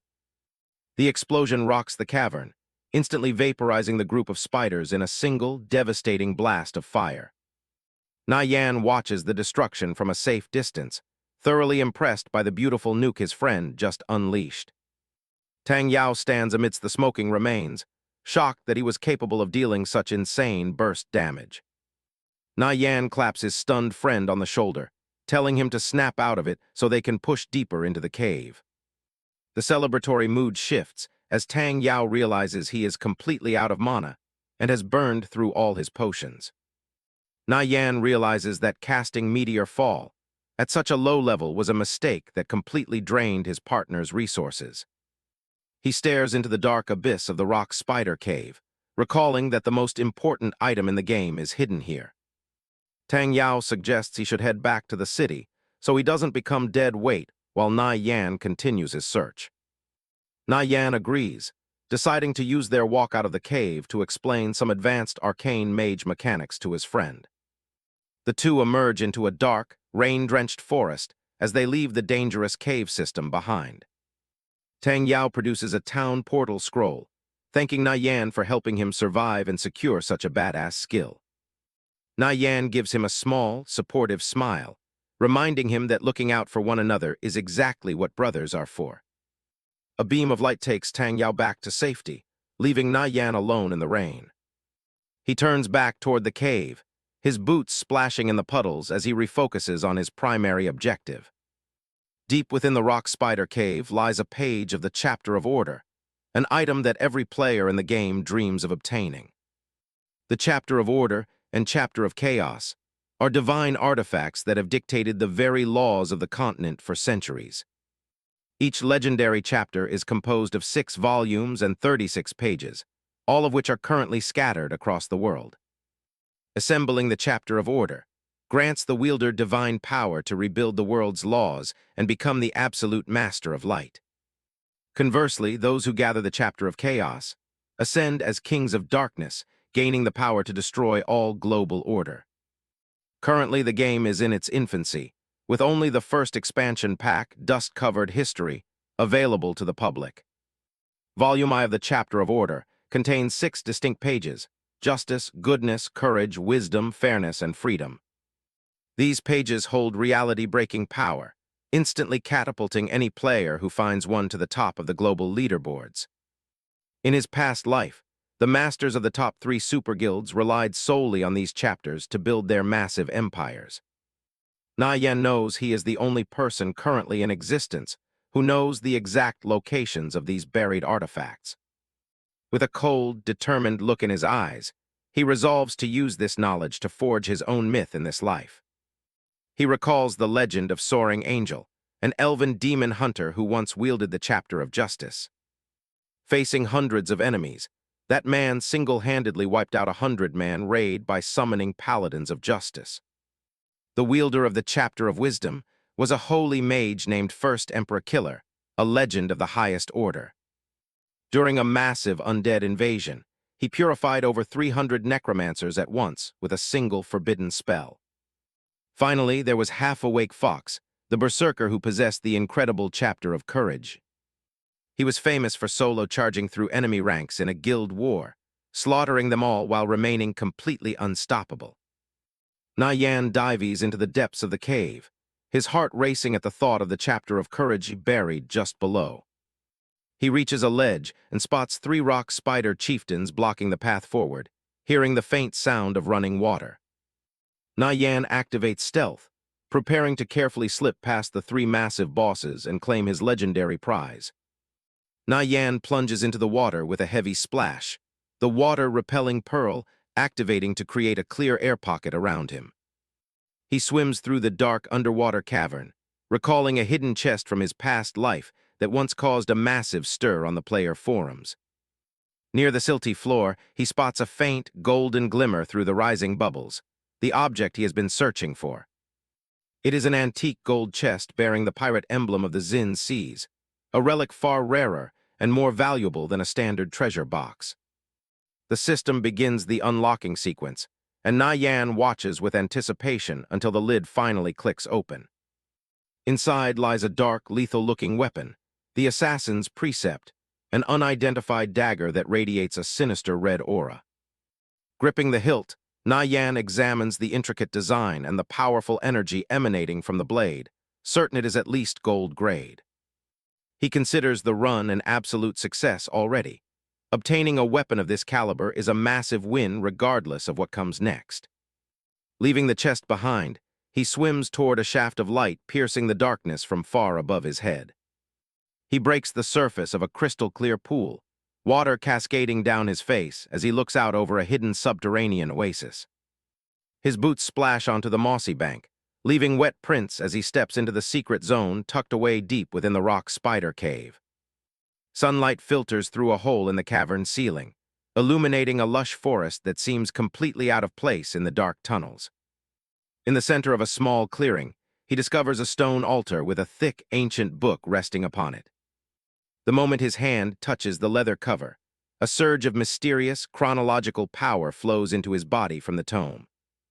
He opens the book to find pages filled with mysterious text etched in tinsilver that seems to vibrate with ancient energy. The dust-covered history of the age of Korul is written in 3 dead languages, all of which are instantly imprinted into his mind. System notifications pop up in his vision, confirming that he has successfully mastered the Choshat Giant and Draconic languages. He also learns Ancient Common and gains the Korul Chronological Index, a feat that grants him immense knowledge of the game's hidden lore. The artifact is revealed as the Chapter of Courage, a legendary item fragment that grants permanent stat and skill point bonuses every 5 levels. Along with the passive buffs, he gains 2 powerful skills: Super Insight for identifying gear and the game-breaking Divine Arbitration. Staring at the broken stats, Nie Yan finally understands how the legendary player Half-Awake Fox was once able to solo a 200-man army. He clenches his fist, knowing he must be incredibly careful now. If he dies, this legendary item is a guaranteed drop for his killer. The artifact will only become permanently bound to his soul once he collects all 6 chapters to complete Volume I of the Book of Order. A chilling thought occurs to him: an item this powerful should be guarded by a massive boss. He looks back at the cave entrance with a wary expression. Nie Yan looks back at the empty cavern, wondering why everything is so quiet. He just snatched the Chapter of Courage and expects a fight, but there's no sign of a boss yet. The silence doesn't last long. The ground beneath him suddenly erupts into jagged stone spikes. The thief barely jumps back as the environment turns hostile in an instant. He realizes his mistake immediately. Looting that legendary item just triggered the boss's aggro. To make matters worse, his only exit through the pool is now completely blocked off. He kicks off the wall, leaping through the rocky terrain to put some distance between himself and the traps. He can't stay here, or he'll be pinned down and finished before the fight even starts. The young man looks down at the new gear on his finger, the silk spinner's ring. It's exactly the kind of mobility tool he needs for a situation this desperate. A thin strand of silk shoots from the ring, latching onto the edge of a distant cliff. It holds firm against the rock face, providing a makeshift bridge across the gap. He swings through the air like a pro, clearing the distance and landing a hard roll on a high ledge. Every second counts as the ground behind him continues to crumble. Another wave of spikes bursts from the floor, shattering the spot where he was standing just a heartbeat ago. The sheer force of the attack sends debris flying everywhere. From the shadows, the true threat finally emerges: the Order Guardian, a towering spirit wreathed in flames and sporting massive black wings. It lets out a roar that shakes the entire cave. Nie Yan doesn't hesitate to use Super Insight, desperate to see exactly what kind of monster he's dealing with. A sleek black icon flies toward the beast to gather intel. The stats that pop up are a total nightmare: a level 100 boss with 200,000 HP. At his current level, this thing isn't just an opponent, it's a force of nature. The Guardian takes to the sky, raining down massive fireballs that look like miniature suns. The entire area is about to become a literal oven. Explosions rock the cavern as Nie Yan sprints through the heat, knowing a single hit would end his run instantly. He's got to reach the safety of the town before the boss's area of effect attacks catch up. Back in Link Town, the local players start to freak out as the sky turns dark and the ground begins to tremble. Something big is coming and they aren't prepared for it. A massive system announcement flashes across the sky, warning everyone that draconic creatures have invaded the southern sector. The game is basically telling non-combatants to run for their lives. People stop in their tracks, staring at the massive winged shadow looming over the city walls. The panic is starting to set in as the threat level hits an all-time high. The heavy, rhythmic sound of metal boots hitting the pavement cuts through the noise of the crowd. A disciplined force is moving toward the gate with singular purpose. The Holy Crusaders march out in perfect formation, their silver plate armor gleaming under the dark sky. These elite NPC knights aren't about to let a monster trash their town. The players look on in awe as they realize the high-level NPCs are actually mobilizing for a full-scale defense. It's not every day you see the town guard pull out all the stops like this. Nie Yan clears the tree line with the Guardian breathing down his neck, realizing he's brought the boss right to the city's doorstep. He's got the aggro, and he's bringing the heat with him. He cracks open a scroll of swiftness, a blue trail of energy following him as his movement speed jumps by 20%. It's a desperate boost to stay ahead of the flames. A massive pillar of fire erupts right behind him, scorching the earth and sending him flying forward from the shockwave. The thief is barely staying one step ahead of total annihilation. Burn damage numbers start ticking over his head as the intense heat begins to sap his health. He grits his teeth, knowing he just needs to hold on for a few more seconds to reach the gate. He fires the silk spinner's ring again, the line catching a thick tree trunk to help him pivot around a sharp corner. His reflexes are the only thing keeping him alive at this point. The young man is a blur of motion, flying through the forest canopy as he uses every mobility trick in his arsenal. The town walls are finally in sight, but the boss is closing the gap fast. The Guardian opens its massive maw, a swirling ball of concentrated fire glowing between its teeth. It's charging up for a breath attack that will likely wipe everything in its path. Before the beast can fire, a glowing arrow slams into its face with pinpoint precision. Nie Yan breathes a sigh of relief as the city's heavy hitters finally step into the fray. The monster recoils from the strike, letting out a deafening roar of frustration as its attack is interrupted. The tide of the chase is finally starting to turn. Warlord Nisad stands tall on the wall, already drawing back another massive arrow on his ornate bow. The commander looks completely unfazed by the level 100 threat looming over them. Below him, the Holy Crusaders stand in a solid wall of steel, shields raised and ready to hold the line. They're just waiting for their leader's word to unleash judgment on the draconic beast. A bright orange streak tears through the darkening sky, heading straight for the city center. The sheer scale of the projectile suggests this isn't some minor random event.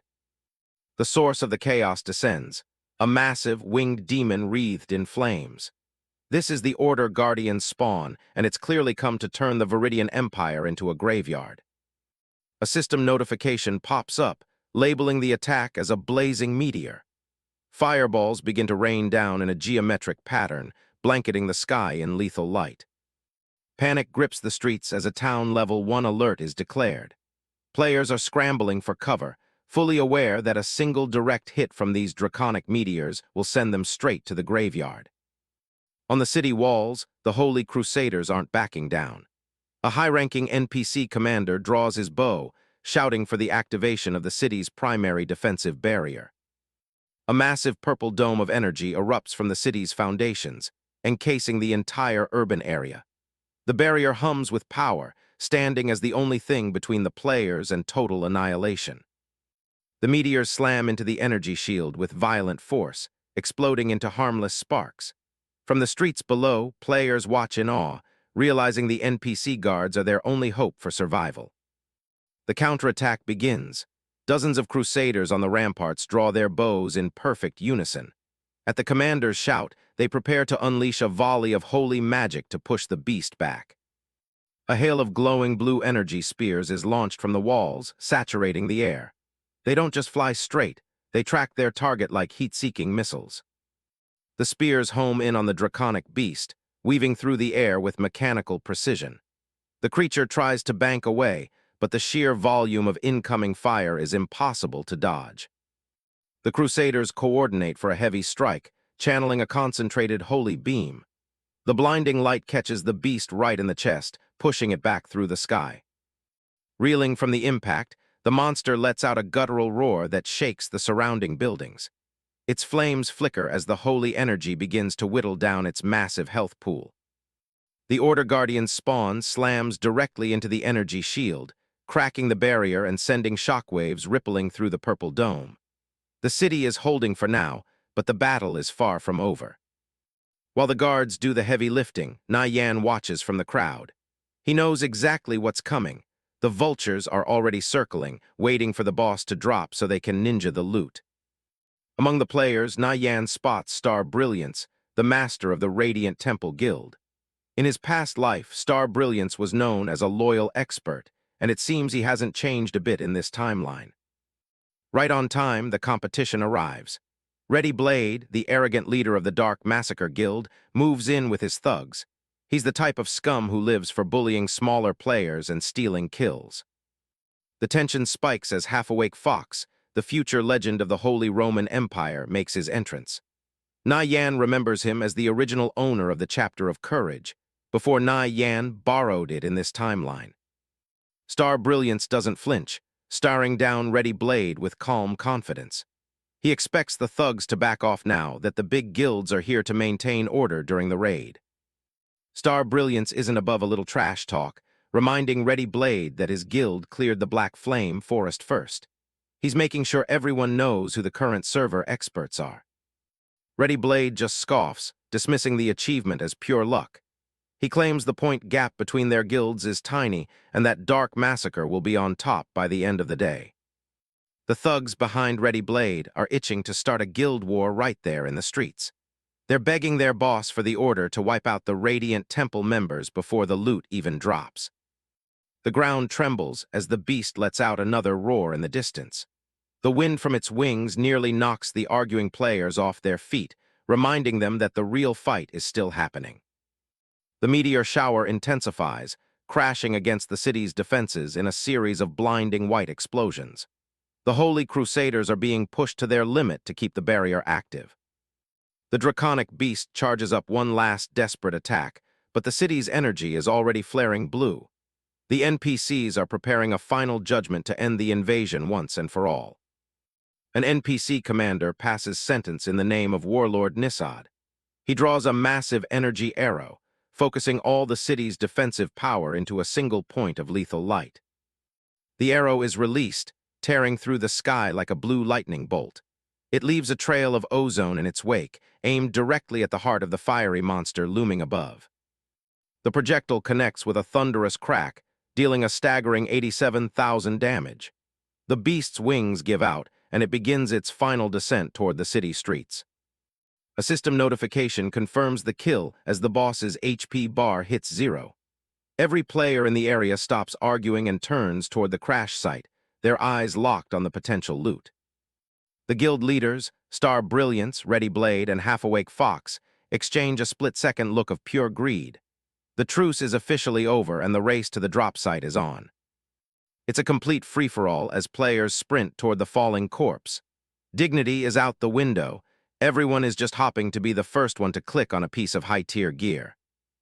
Nie Yan isn't going to just watch from the sidelines. He activates stealth, vanishing into thin air as he maneuvers through the chaotic crowd toward the prime loot spot. A random red-haired player thinks he's hit the jackpot, reaching out for a piece of gold-tier loot with a triumphant shout. He's already celebrating a win he hasn't earned yet. Suddenly, he's blasted back by a wave of force before his hand can even close on the item. The area around the loot is a literal death zone of competing skills and desperate players. Half-Awake Fox isn't letting anyone else get close. He barks out an order to stop the scavengers, his eyes fixed on the most valuable drop in the entire pile. Using a burst of speed, Half-Awake Fox leaps over the heads of the crowd. He's the fastest one there, and it looks like the Holy Roman Empire is going to take the prize. He reaches out, a smirk growing on his face as he prepares to claim the drop. In his mind, the item already belongs to him and his guild by right of strength. But a series of dark tendrils suddenly whip out from the shadows, ensnaring him in midair. An immobilized status effect locks him in place, freezing his momentum instantly. Ready Blade laughs as he steps out of the chaos, his own hand reaching for the loot while everyone else is stuck. He's been waiting for exactly this moment to swoop in and steal the glory. The scramble becomes a mess of hands and skills as Star Brilliance and Ready Blade dive for the same spot. Ready Blade has the better angle, and it looks like the bully is going to win. Watching from the shadows, Nie Yan realizes he's too far to grab the loot himself. If he can't have it, he's at least going to make sure the scum doesn't get it either. He levels his mechanical crossbow and fires a precise volley of arrows. They catch Ready Blade right in the shoulder, the impact and poison knocking him off balance and ruining his grab. With the opening created, Star Brilliance doesn't hesitate. He unleashes a final pulse of light magic, snatching the item out from under Ready Blade's nose and securing it for himself. Star Brilliance catches the loot, a smile spreading across his face as he glances back. He gives a quick nod of thanks for the timely assist that let him beat the thugs to the prize. Nie Yan watches from the shadows, satisfied with the outcome even if he didn't walk away with the gold himself. He's done what he came to do, and it's time to disappear before things get even messier. Ready Blade's face contorts with rage as he realizes he's been played. He snarls at the silver-haired thief, clearly not ready to let the insult go without a fight. The tension in the square is like a powder keg ready to blow. Dark Massacre members are already reaching for their weapons, surrounding the area as the crowd of onlookers starts to scatter. Nie Yan doesn't even flinch, meeting Ready Blade's murderous gaze with cold indifference. He knows exactly how to handle bullies like this, and he isn't about to start taking orders now. Star Brilliance steps forward, placing himself between Nie Yan and the thugs. He makes it crystal clear, messing with the thief means declaring war on the entire Radiant Temple Guild. The Radiant Temple members stand their ground, their weapons drawn and ready. They aren't about to let the Dark Massacre scum intimidate them in the middle of a city square. Ready Blade sneers, his eyes flashing with a dangerous light. He gives a mocking laugh, warning everyone present that none of them are going to make it out of the city alive. The stalemate is suddenly broken by a calm, confident laugh from the sidelines. Half-awake Fox stands there with a smirk, seemingly entertained by the drama unfolding in front of him. A member of the Holy Roman Empire leans in, whispering to his guild master. He identifies Nie Yan as the expert Nirvana Flame, the one who sold them the guide for the fallen shaman camp. Half-awake Fox studies Nie Yan with newfound interest, his eyes tracking the thief's every movement. Judging by the speed and precision he showed earlier, his mechanics are definitely top tier. The lackey asks for orders, wondering if they should intervene in the guild standoff. Half-awake Fox remains silent for a moment, his gears clearly turning as he weighs his options. Half-awake Fox steps forward, greeting Nie Yan with a surprisingly friendly grin. He ignores the surrounding thugs, his focus entirely on the thief who's been making waves. Ready Blade and Star Brilliance both look on in shock at the sudden turn of events. Seeing the leader of the Holy Roman Empire acting so cordially to a solo player is practically unheard of. Nie Yan notices Flying Stone standing right behind half-awake Fox. It seems some of the future legends are already gathering under the banner of the Holy Roman Empire. Nie Yan doesn't miss a beat, laying out his terms before the invitation is even fully extended. He wants first dibs on any thief gear and usable items that drop during the raid. The onlookers are stunned by the sheer audacity of the demand. They can't believe a single player has the guts to make such a big ask from one of the server's most powerful guild masters. Whispers ripple through the crowd as players wonder if half-awake Fox will actually entertain such an arrogant request. Some think the thief is just asking for a death sentence. Flying Stone grinds his teeth, clearly offended by the thief's lack of respect. He whispers to his boss that the guy is pushing his luck and being far too arrogant for his own good. Half-awake Fox actually smiles, seemingly impressed by the confidence. He knows that only someone with real, undeniable skill would dare to speak to him like that. With a single word, Half-awake Fox seals the deal, shocking everyone in the square. He agrees to give Nie Yan first pick of the thief loot if it means securing his help for the raid. The crowd is left speechless, unable to process why a top-tier guild leader would cave to such a demand. It's a complete shift in the power dynamic that no one expected to see today. The thugs from Dark Massacre realize they're in a tight spot. They can't afford to start a war with two of the server's biggest guilds at the same time just over a single player. Half-awake Fox turns to Ready Blade, suggesting they just let the whole thing slide. He's effectively ending the conflict with a polite but firm request to just pretend today never happened. Ready Blade's face is a mask of suppressed rage, but he knows he has no choice. He forced to back down, his pride take a massive hit in front of the entire square. The Dark Massacre members finally withdraw, their tails between their legs as they head for the city gates. The immediate threat has passed, leaving only the primary guild members behind. Star Brilliance breathes a sigh of relief and thanks Nie Yan for the backup. He's surprised to find out that the thief actually has connections with the Holy Roman Empire. Star Brilliance pulls up the item window for the loot he snatched, but his expression isn't as happy as you'd expect. He admits that the haul is technically great, but completely useless for them right now. The Courage armor is a stunning gold-tier piece, but it has a level requirement of 100. It's an incredible find, but it's going to be gathering dust in a vault for a long, long time. Half-awake Fox looks at the stats and nods in agreement. Everyone's level is way too low right now, and even if they put it up for auction, nobody could afford it or use it. It's essentially just a very expensive trophy at this point. It'll sit in the guild vault as a symbol of their success, even if it won't be helping them in a fight anytime soon. Star Brilliance turns back to Nie Yan, expressing his hope that they can run a dungeon together soon. He's clearly seen enough to know that having this thief as an ally is worth its weight in gold. Half-awake Fox suggests they all add each other as friends to stay in touch for the upcoming raid. He's making moves to solidify this new connection before everyone goes their separate ways. System messages pop up as the three of them exchange friend requests. Nie Yan can't help but reflect on how casually he's running into these future legends in this life. With the immediate business sorted, Nie Yan prepares to log off. He gives a final wave to the two guild masters, promising to catch them later when the raid is ready to go. The sun is beginning to set over the city as the crowds finally start to thin. Nie Yan takes a moment to himself, finally having some quiet time to look over his newest piece of gear. He activates Super Insight to appraise the Assassin's Precept dagger he got earlier. The blade thrums with golden light as its hidden properties are finally revealed. It's a gold-grade offhand weapon with some seriously impressive stats for a level 5 item. Getting nearly 30 attack power from a single piece is going to be a game-changer. Nie Yan realizes that once he reaches level 5 and unlocks dual wield, his DPS is going to skyrocket. He's already planning his next steps to reach that milestone as quickly as possible. The scene shifts to Tell Town, a quiet settlement nestled against a backdrop of towering mountains. Nie Yan arrives at the gates, ready to finish up some unfinished business. He checks his timer and sees he still has about half an hour of game time left before the servers go down.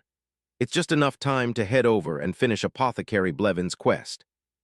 He teleports to the Fishman tribe area, where the air is thick with the smell of salt and old magic. He moves toward the target location, his eyes sharp for any potential threats in the shifting mists. Nie Yan looks over the smoking wreckage of the Fishman tribe village.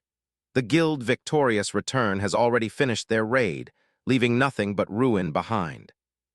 He observes the aftermath from a distance, noting that the victorious return guys didn't waste any time. He decides to look for solo players in the area who might have the materials he needs. Rather than farming the items himself, Nie Yan finds a group of players and offers to buy their fine silk. It's a pragmatic choice to save time before the upcoming server shutdown. With the silk secured, he makes his way across the waters toward Central Lake Island. The tranquil environment of the island stands in stark contrast to the destruction he just witnessed. He finds Apothecary sitting by the shore with a fishing pole in hand. Nie Yan announces his return, ready to complete the task he was given. He hands over 90 pieces of fine silk to the old man, who accepts them with a surprised expression. A system notification confirms that the items have been removed from his inventory. Apothecary stands up, his eyes bright with newfound hope.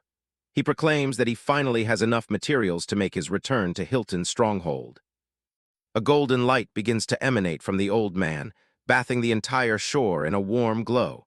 He speaks with conviction about purging the darkness from the land. As the light intensifies, a message appears indicating an increase in reputation with Hilton's stronghold. The apothecary continues his blessing, calling upon the holy light to guide the way. Nie Yan watches as a massive amount of experience points are added to his status bar. Apothecary then offers several items as a token of his heartfelt gratitude. A pair of black boots trimmed with gold materializes in front of him. The system identifies them as the Swift Rotation Boots, a gold-grade item. Nie Yan is stunned to have received yet another piece of gold-grade equipment. He examines the stats, noting the significant bonuses to defense and movement speed. A sudden ding echoes through his interface, followed by an urgent system warning. The servers are scheduled for maintenance and will shut down in exactly 1 minute. He quickly pulls up his character window, seeing his experience at 98%. He is agonizingly close to reaching level 5. A frown crosses his face as he realizes he's run out of time for the day. He'll have to wait until tomorrow to finally hit his next level milestone. Standing at the edge of the lake, Nie Yan's body begins to dissolve into blue data streams. The world of conviction fades out as he initiates the logout sequence. The login interface flickers with digital noise before going dark. The sensory input from the game world finally cuts off completely. Nie Yan wakes up in his bedroom, the reality of his small, sparsely furnished room coming back into focus.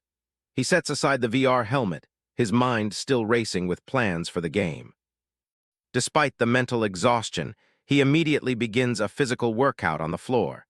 He knows that his physical stats in the real world are just as important as his in-game ones. He powers through a set of sit-ups, his muscles burning with the effort. He reminds himself that in this second life, he cannot afford to slack off for even a single second. He transitions into handstand push-ups, his body perfectly vertical against the wall. He begins to feel the limitations of his current training space. After finishing his set, he grabs a heavy dumbbell to work on his arm strength. He decides that he needs to visit a martial arts dojo to properly test his current limits. Later that day, Nie Yan stands outside the Lin family martial arts building. The large sign above the entrance looms over the bustling city street. At the reception desk, he pays for a 2-hour training pass without a word. The girl behind the counter, Lin Jia, looks up and recognizes him immediately. Lin Jia, a former classmate, greets him with an arrogant sneer. She assumes he has come all the way to the dojo just to get her attention. She mockingly tells him to stop creeping on her, bringing up a stupid love letter from their past. Nie Yan simply stares at her with a look of complete indifference. As he walks away toward the equipment, Lin Jia continues to mock him under her breath. She tells her companions that his family is drowning in debt and that he's just a broke loser. She watches him go, her expression filled with disdain as she questions how someone in his situation can afford to work out. She remains convinced that he is only there to impress her. A tall, muscular man named Bao Wei walks up to the counter and asks about the visitor. Lin Jia turns to him with a sweet, dismissive smile. She tells Bao Wei that Nie Yan is just some guy from her class who is only good at studying. She labels him as total trash to further boost Bao Wei's ego. Nie Yan ignores the whispers and approaches a pull-force testing machine. He takes a steady breath, centering his focus on the handle in front of him. He pulls with a sudden, explosive force that causes the machine to beep loudly. His grip is firm, and his form is perfect as he exerts every ounce of his current strength. The digital readout on the machine's pillar flashes a result of 162 kilograms. It is a remarkable display of power for his lean frame. He looks at the number with a slight frown, finding it pathetically weak compared to his previous life. However, he acknowledges that it is a solid start for this body's development. Next, he moves to a load-bearing tester, a heavy-duty hydraulic machine. He positions himself under the weights, ready for the next test. He pushes upward with a grunt of exertion, the machine straining under the 155-kilogram load. The effort causes the entire frame to vibrate. Bao Wei and Lin Jia watch from across the room, their earlier mockery replaced by confusion. Bao Wei asks her what she is staring at, his eyes fixed on Nie Yan. Lin Jia tries to hide her shock, dismissively calling Nie Yan a scrawny twig once again. Her words carry less conviction than before as she witnesses his performance. Nie Yan suddenly lunges forward and delivers a powerful punch to a testing pad, the impact echoing like a gunshot. The force of the blow sends a shockwave through the machine. The sound of the strike causes other members of the gym to stop their workouts and look over. A hush falls over the training floor as they witness the raw power of the strike. Bao Wei's expression turns to one of pure disbelief as he sees the results of the punch. He had completely underestimated the scrawny student. Lin Jia stands behind the counter with her mouth slightly open, her face pale with shock. The broke loser she had been mocking just a moment ago has left her completely speechless. Nie Yan looks at the display of the testing machine, his chest heaving slightly. He has just finished a grueling physical test, and the numbers on the screen confirm his growing strength. He makes his way to the reception desk, slinging his black jacket over his shoulder with a confident stride. The purple-haired receptionist, Lin Jia, looks up from her computer as he approaches the counter. Lin Jia slides a VIP card and a thick envelope across the marble countertop, her eyes wide with lingering shock. She tells Nie Yan that his 2-hour pass is free and hands over a 26,000 credit bonus for breaking the dojo's record. Nie Yan picks up the card, a faint, knowing smile playing on his lips as he thanks her. He thinks to himself that a cash bonus for simply testing his limits is an unexpected but welcome development. Lin Jia leans over the counter, her expression shifting into a playful, flirtatious gaze. She tells him she's free tonight and offers to buy him a drink at a club called Night's Dream. Nie Yan's response is cold and immediate, his gaze hardening as he refuses the invitation. He clearly has no intention of being drawn into her social games or wasting his evening. He turns his back on her and begins to walk out of the dojo, ignoring her frustrated shout. Lin Jia's eyes narrow in anger as she watches him leave, her earlier flirtatiousness completely gone. She grits her teeth, muttering insults about him being a broke loser to anyone nearby. She tries to rationalize his behavior as mere cockiness, convincing herself that he isn't worth her time anyway. Nie Yan stops at a local shopping mall later that evening to stock up on supplies. With his new bonus, he buys enough nutrient fluids to last him the rest of the month, ensuring his body stays fueled for the grind ahead. The city is quiet under the light of a massive full moon as Nie Yan returns to his apartment. He is focused on the next stage of his plan, eager to get back into the virtual world. Sitting in his room, Nie Yan holds his sleek VR helmet, his face illuminated by the soft blue light of the interface. He prepares to dive back into Conviction, ready to push his character even further. He materializes back in the game world, standing in a sunlit meadow bordered by thick trees. Digital particles float in the air as his avatar fully synchronizes with the environment. He reviews his progress, knowing the Featherfall Jewel is already safe in his inventory. His next goal is clear: hit level 4 and then hunt down the Lion King Cador, a terrifying level 7 elite boss. He finds a spot infested with chilled water spiders and immediately goes to work. He moves like a blur, his dagger slicing through the spindly legs of the monsters as they attempt to swarm him. A flash of light signals his success as he slashes through the final spider. He has finally hit level 4, bringing him one step closer to equipping his coveted gold-grade dagger. He estimates that the experience from soloing Lion King Cador will be enough to bridge the gap to level 5. Every move he makes is a calculated step toward becoming the strongest thief in the game. Nie Yan pulls out a town portal scroll, its surface etched with glowing blue runes. He knows he needs to finish some essential preparations in the city before taking on a boss as powerful as the Lion King. He activates the scroll and is instantly teleported to the heart of Kalor City. He walks through the crowded plaza, his eyes fixed on the auction house in the distance. He arrives at the Kalor City auction house, a large wooden building bustling with activity from players and NPCs alike. He pushes through the double doors, heading straight for the main trading floor.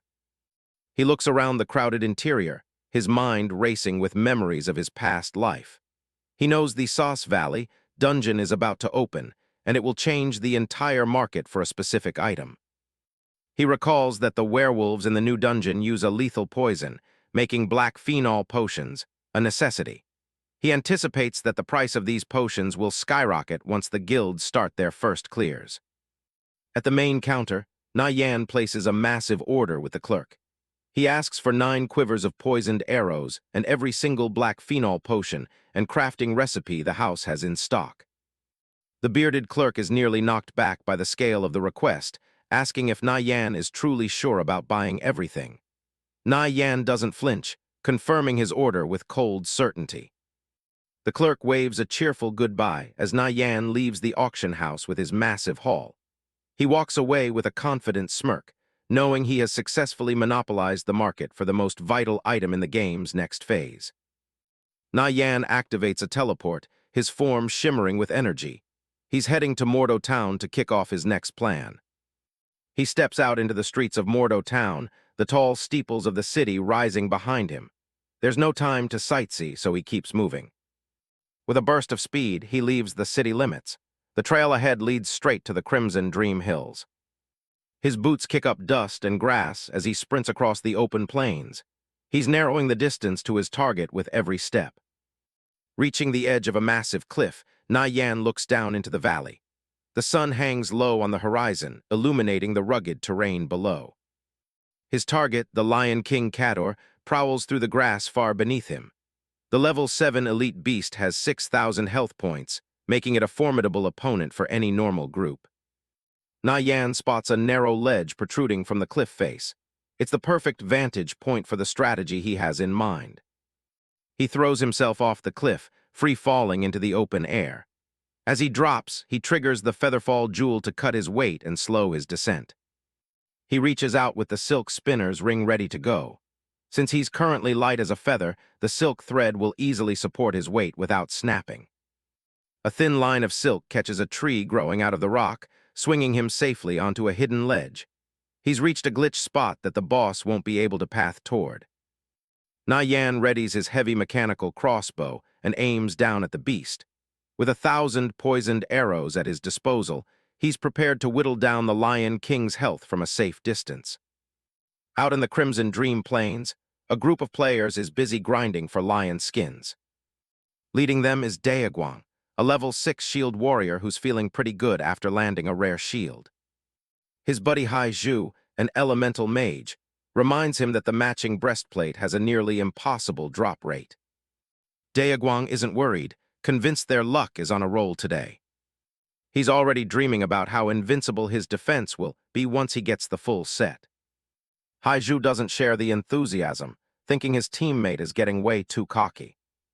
Daeguang suddenly looks up at the cliff and spots something that shouldn't be possible. A lone player, Nie Yan, is dangling from a silk thread while casually sniping a monster from midair.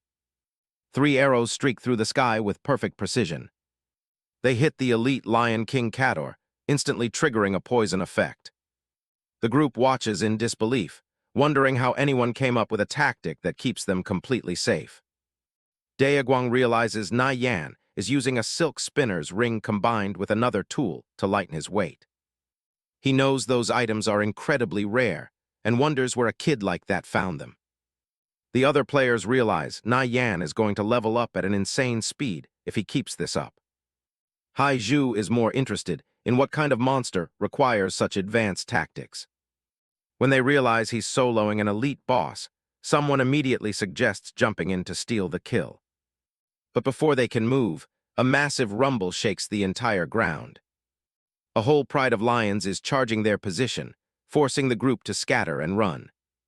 Meanwhile, Nie Yan stays calm on the cliffside, letting the poison slowly drain the boss's health.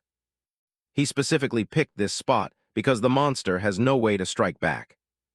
He's already calculating the massive 800% experience bonus for soloing an elite. After 30 minutes of steady fire, the Lion King is finally on its last legs. The beast roars as it enters a berserk state, its eyes glowing red with fury. Nie Yan doesn't flinch, watching the health bar dip into the final red zone. He launches one last volley of arrows to finish the job. The silhouette of the massive predator collapses as the final blow connects. To get down safely, Nie Yan uses a feather gem to float gently toward his prize. He isn't even worried about the pride. His position was so high that they never even got his aggro. Time to check the loot. He uses Transcendent Insight to see if his gamble paid off. It did. He scores a gold-grade Lion King shield and the Lion Blood cloak. The system notification confirms the elite kill as a massive amount of experience floods in. A golden light erupts around him as he finally reaches level 5. Reaching this milestone allows him to dual-wield his daggers, and equip all his new gold-grade gear. He's satisfied with the results, nodding a massive boost to his movement speed. His moment of peace is cut short as the rest of the lion pride finally discovers him. Nie Yan immediately drops into stealth and takes off at a full sprint. He's a blur through the tall grass, outrunning the predators with ease. He's moving so fast, he almost slams headfirst into another player. He collides with a maroon-haired warrior who's also trying to hold back the lions. It's Daeguang. Nie Yan freezes for a second as he recognizes the face. In his past life, this warrior was a legend, one of the top 3 shield warriors on the server.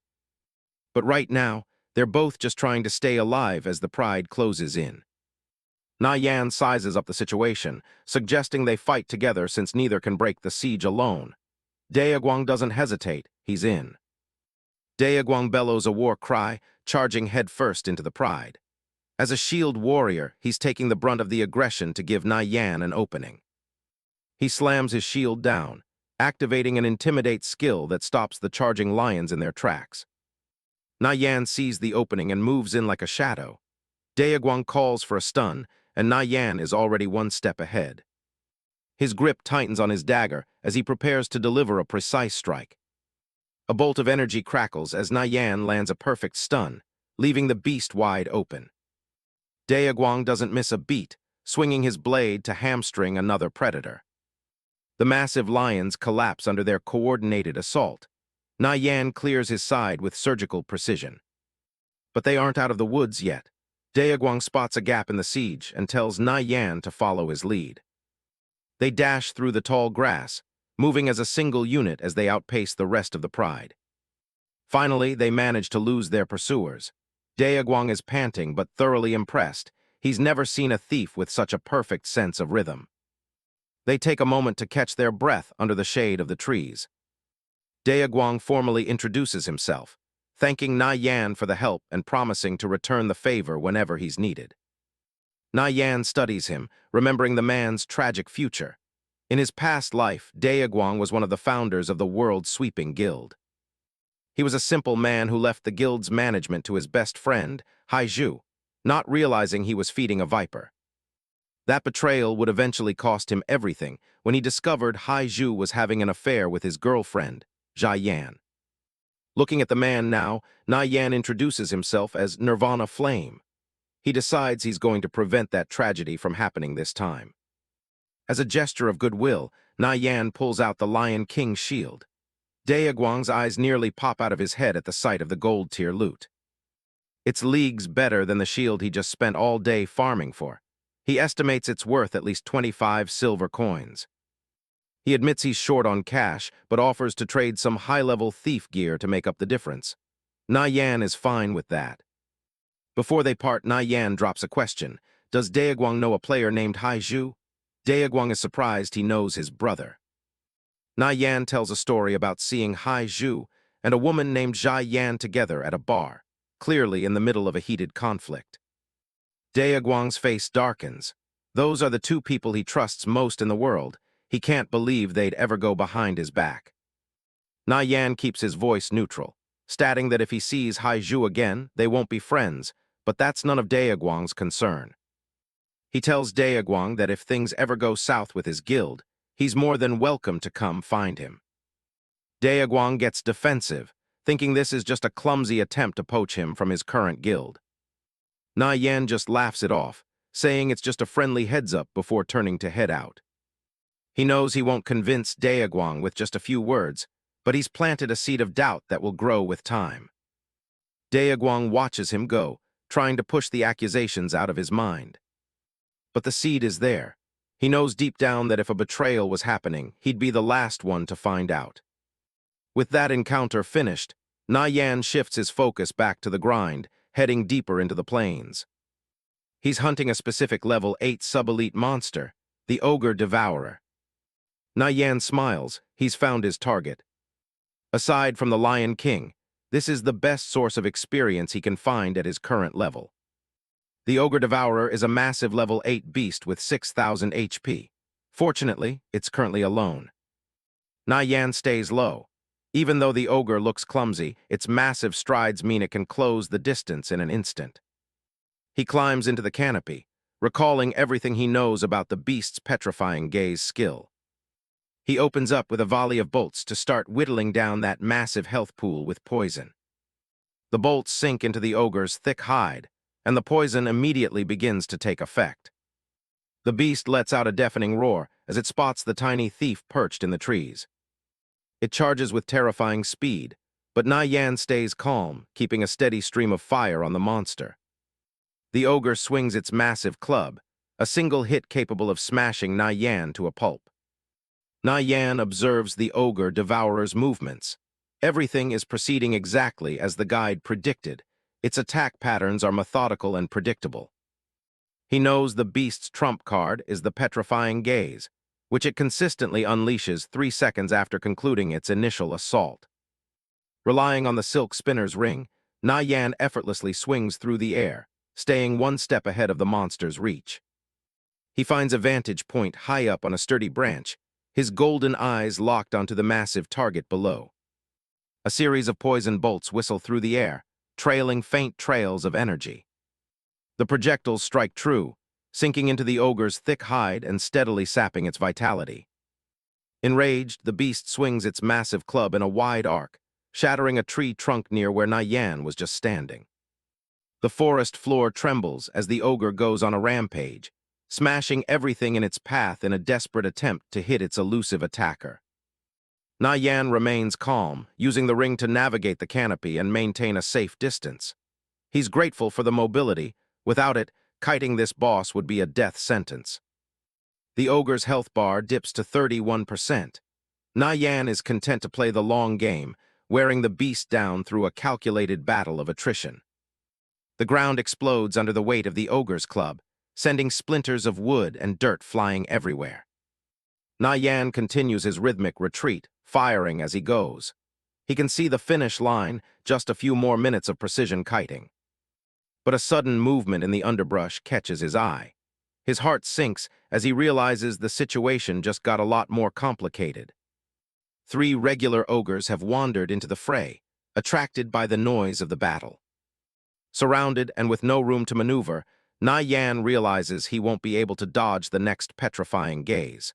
For a fleeting second, he wonders if his journey ends here. He refuses to accept defeat. With the boss on the verge of death, he activates stealth, deciding to gamble everything on a head-on assault to finish it quickly. The ogre devourer lets out a final bone-chilling roar, raising its weapon for a killing blow. Nie Yan darts directly beneath the beast's reach, knowing his proximity will inevitably trigger a powerful ground smash attack. At the last possible millisecond, he triggers the silk spinner's ring. He swings upward and around, circling behind the ogre just as its club craters the earth where he stood a breath ago. This is his moment. He readies his dagger, positioning himself for a lethal strike. He unleashes a vital strike, his blade glowing with intense energy as it targets the beast's most vulnerable point. The strike connects with devastating force. Success! The ogre devourer lets out a pained gasp as its health finally bottoms out. The massive sub-elite collapses, its heavy body hitting the dirt with a thud. Nie Yan doesn't have a second to celebrate. One of the regular ogres lunges from the shadows, catching him with a brutal sneak attack. The beast snarls, its red eyes fixed on the small human that dared to kill its leader. It stares at him with mindless fury, its breath hot and foul-smelling. The ogre paused, confused for a brief moment as its target had dodged the giant club without a scratch. Nie Yan stood there, his eyes burning with a cold light. Was that you who just hit me with a critical strike? In a blur of motion, he delivers a series of critical strikes, his blades carving through the ogre's flesh like paper. The final monster falls, joining its brethren on the forest floor. Silence returns to the clearing. Nie Yan stands amidst the carnage, the only one left standing after the intense struggle. He surveys the loot, his eyes lighting up as he finds a gold-grade Bloodfiend crossbow, a perfect upgrade for his current level. He also finds a gold-grade staff of lunar sacrifice, an incredibly valuable item for any high-level mage. The experience from the hunt is massive, pushing his progress bar up to 74%. For a solo player, this kind of power leveling is almost unheard of. He admires the new crossbow's armor penetration stats. The rest of the loot, along with his old gear, will bring in a tidy sum at the auction house. A short while later, Nie Yan arrives at the Kalor City auction house, the bustling hub of trade for the region. He approaches the clerk, arranging to put his rare finds up for consignment and requesting all available black phenol potions in stock. The auction hall is filled with the shouts of players peddling their wares. One particular cry catches Nie Yan's ear. A swift retreat skill book is for sale. He turns to see a mage named Divine Retribution holding up the rare thief manual, calling out for any interested buyers. Nie Yan notes the man's gear. He's wearing high-tier Lightwalker robes, which isn't common for average players. He's also wielding a staff of the lunar wind. Nie Yan concludes that for a solo player to acquire such equipment, his skills must be exceptionally rock-solid. Nie Yan speaks with the mage, who is visibly impressed. "You've got some solid luck, brother," the man says, holding up the manual, "to actually get a swift retreat drop." The mage, Divine Retribution, smiles as he recounts his fortune. "My buddies spent days grinding the Canyon of Light without seeing a single decent drop. I farmed for barely 3 hours and got this." He treasures the tome in his hands, knowing its immense value. On the market, this baby goes for more than even silver-grade equipment. Nie Yan's expression sharpens with interest. "The Canyon of Light. Did you guys enter the Monastery of Light? If you cleared that dungeon, it should have dropped more than just swift retreat. Did you happen to get Sacrificial Strike?" A nameplate appears over the mage, Divine Retribution, LV4 Holy Mage. He laughs nervously at Nie Yan's question. "We aren't even close to that level. We'd get slaughtered by the mobs inside the Monastery of Light." Nie Yan realizes with a start, wait, he's Divine Retribution. As Nie Yan looks at the man, a flood of memories from his previous life returns. He envisions a powerful mage standing amongst a sea of fallen enemies. That name! I remember him from my past life. The memory becomes clearer, a legend of a solo player defying a titan. He bumped heads with the radiant Holy Flame Guild back then. He and his crew ended up slaughtering hundreds of their members. It made him a legend overnight. Nie Yan's eyes narrow as he contemplates the fate of such heroes. But a solo player without a guild backing him could never hold out against a titan like that forever. His name eventually faded into obscurity. To think I'd run into him here. Bringing his focus back to the present, Nie Yan makes an offer. "I'm Nirvana Flame. I'll take swift retreat off your hands. How does 1 silver and 50 copper sound?" Divine Retribution is taken aback by the generous price and Nie Yan's gear. "Brother, your gear is exceptional. You're even wearing the Blackblood cape. You must be an expert." Proving his integrity, the mage shakes his head. "This skill book isn't worth anywhere near that much. 1 silver is plenty. By the way, my name's Divine Retribution." A system window pops up in the air. You have added Divine Retribution as a friend. Nie Yan sees potential in the man and decides to plant a seed for the future. "I might be putting a team together soon. Maybe we can run a few dungeons together down the line." The mage's face lights up with genuine excitement. "That'd be great. We've been struggling to find a solid group. Brother Nirvana Flame, just say the word and I'll be there." As they finish their trade, Nie Yan gestures toward the pile of resources on the table. "By the way, why do you have so many herbs on you?" Divine Retribution lets out a tired sigh. "Can't be helped. 3 of the 5 guys in my leveling party picked up gathering. We're just trying to scrape together some extra coin through sub-professions." Their conversation is interrupted by a commotion nearby. Divine Retribution points across the hall. "Look over there. That's the Alchemist Association. They're buying up these exact herbs right now." A hulking warrior from the Dark Ranger Guild towers over a small, blonde alchemist. The youth protests, "The potion crafting failure wasn't my fault." But the warrior snaps back, "Not your fault? Then whose fault is it? Mine." With a cruel swipe, the warrior knocks the young alchemist to the ground, scattering his supplies. "They tampered with my setup while I was brewing," the boy cries out. The warrior's face is twisted in a mask of pure rage.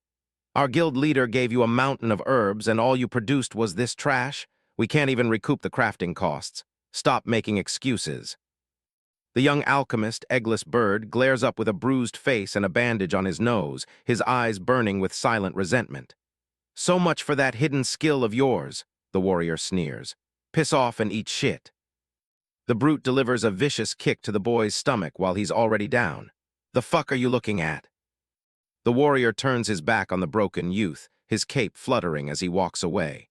"Idiot! What kind of moron names himself Eggless Bird anyway? From now on, you're officially kicked out of the Dark Ranger Guild." Divine Retribution watches the scene with a grim expression, turning to Nie Yan. "Brother Nirvana Flame, that's private guild business. Best we stay out of it, right?" Nie Yan recognizes the face immediately.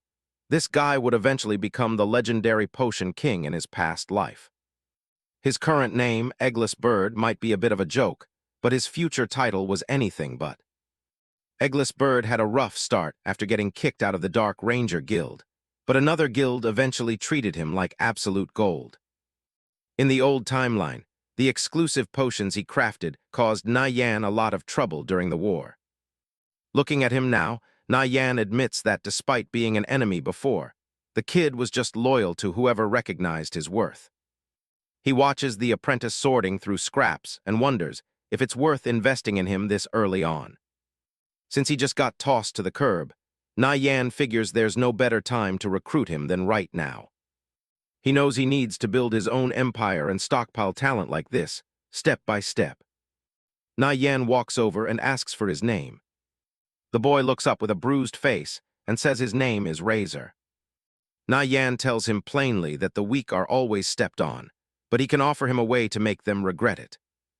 Eggless Bird isn't convinced and asks why he should even trust a complete stranger. The answer is simple. Nie Yan doesn't think he's trash, and besides, the kid has nothing left to lose. He tells him it all depends on whether he has the courage to change his fate. The apprentice just stares at him, stunned into silence. Nie Yan starts walking away, leaving the ball in his court. It hits a nerve, and the kid shouts out that he isn't trash. Nie Yan keeps moving through the city, confident the boy will follow him. He looks back, seeing his own past reflection in the boy, bullied, humiliated, and powerless. But this time, he has the power to change everything. Sure enough, Eggless Bird comes running after him. The kid admits he's completely useless at alchemy and constantly ruins expensive materials. Nie Yan cuts through the self-doubt and asks about his hidden skill. The kid explains he has a tiny chance to enhance a potion's effects, and Nie Yan knows that's a legendary talent. Eggless Bird is still hesitant because his success rate is way lower than a normal player's. Nie Yan puts a hand on his shoulder and promises to fund every single material he needs. The kid can't believe it, but Nie Yan is dead serious. As the sun sets over the city, Eggless Bird reflects on meeting this peculiar stranger. He feels his whole destiny shifting and decides to see this path through to the end. Nie Yan pulls out a formal agreement and hands it over for him to check. The kid's jaw drops when he sees he's getting a 30% cut of the profits. He notes that even the best guilds only give 20% to their top-tier alchemists. Nie Yan tells him he's worth the price, and Eggless Bird vows not to let him take a loss. To get him started, Nie Yan mentions he'll need a large-capacity bag and high-quality equipment. He provides a massive pile of herbs and a sturdy backpack for the kid.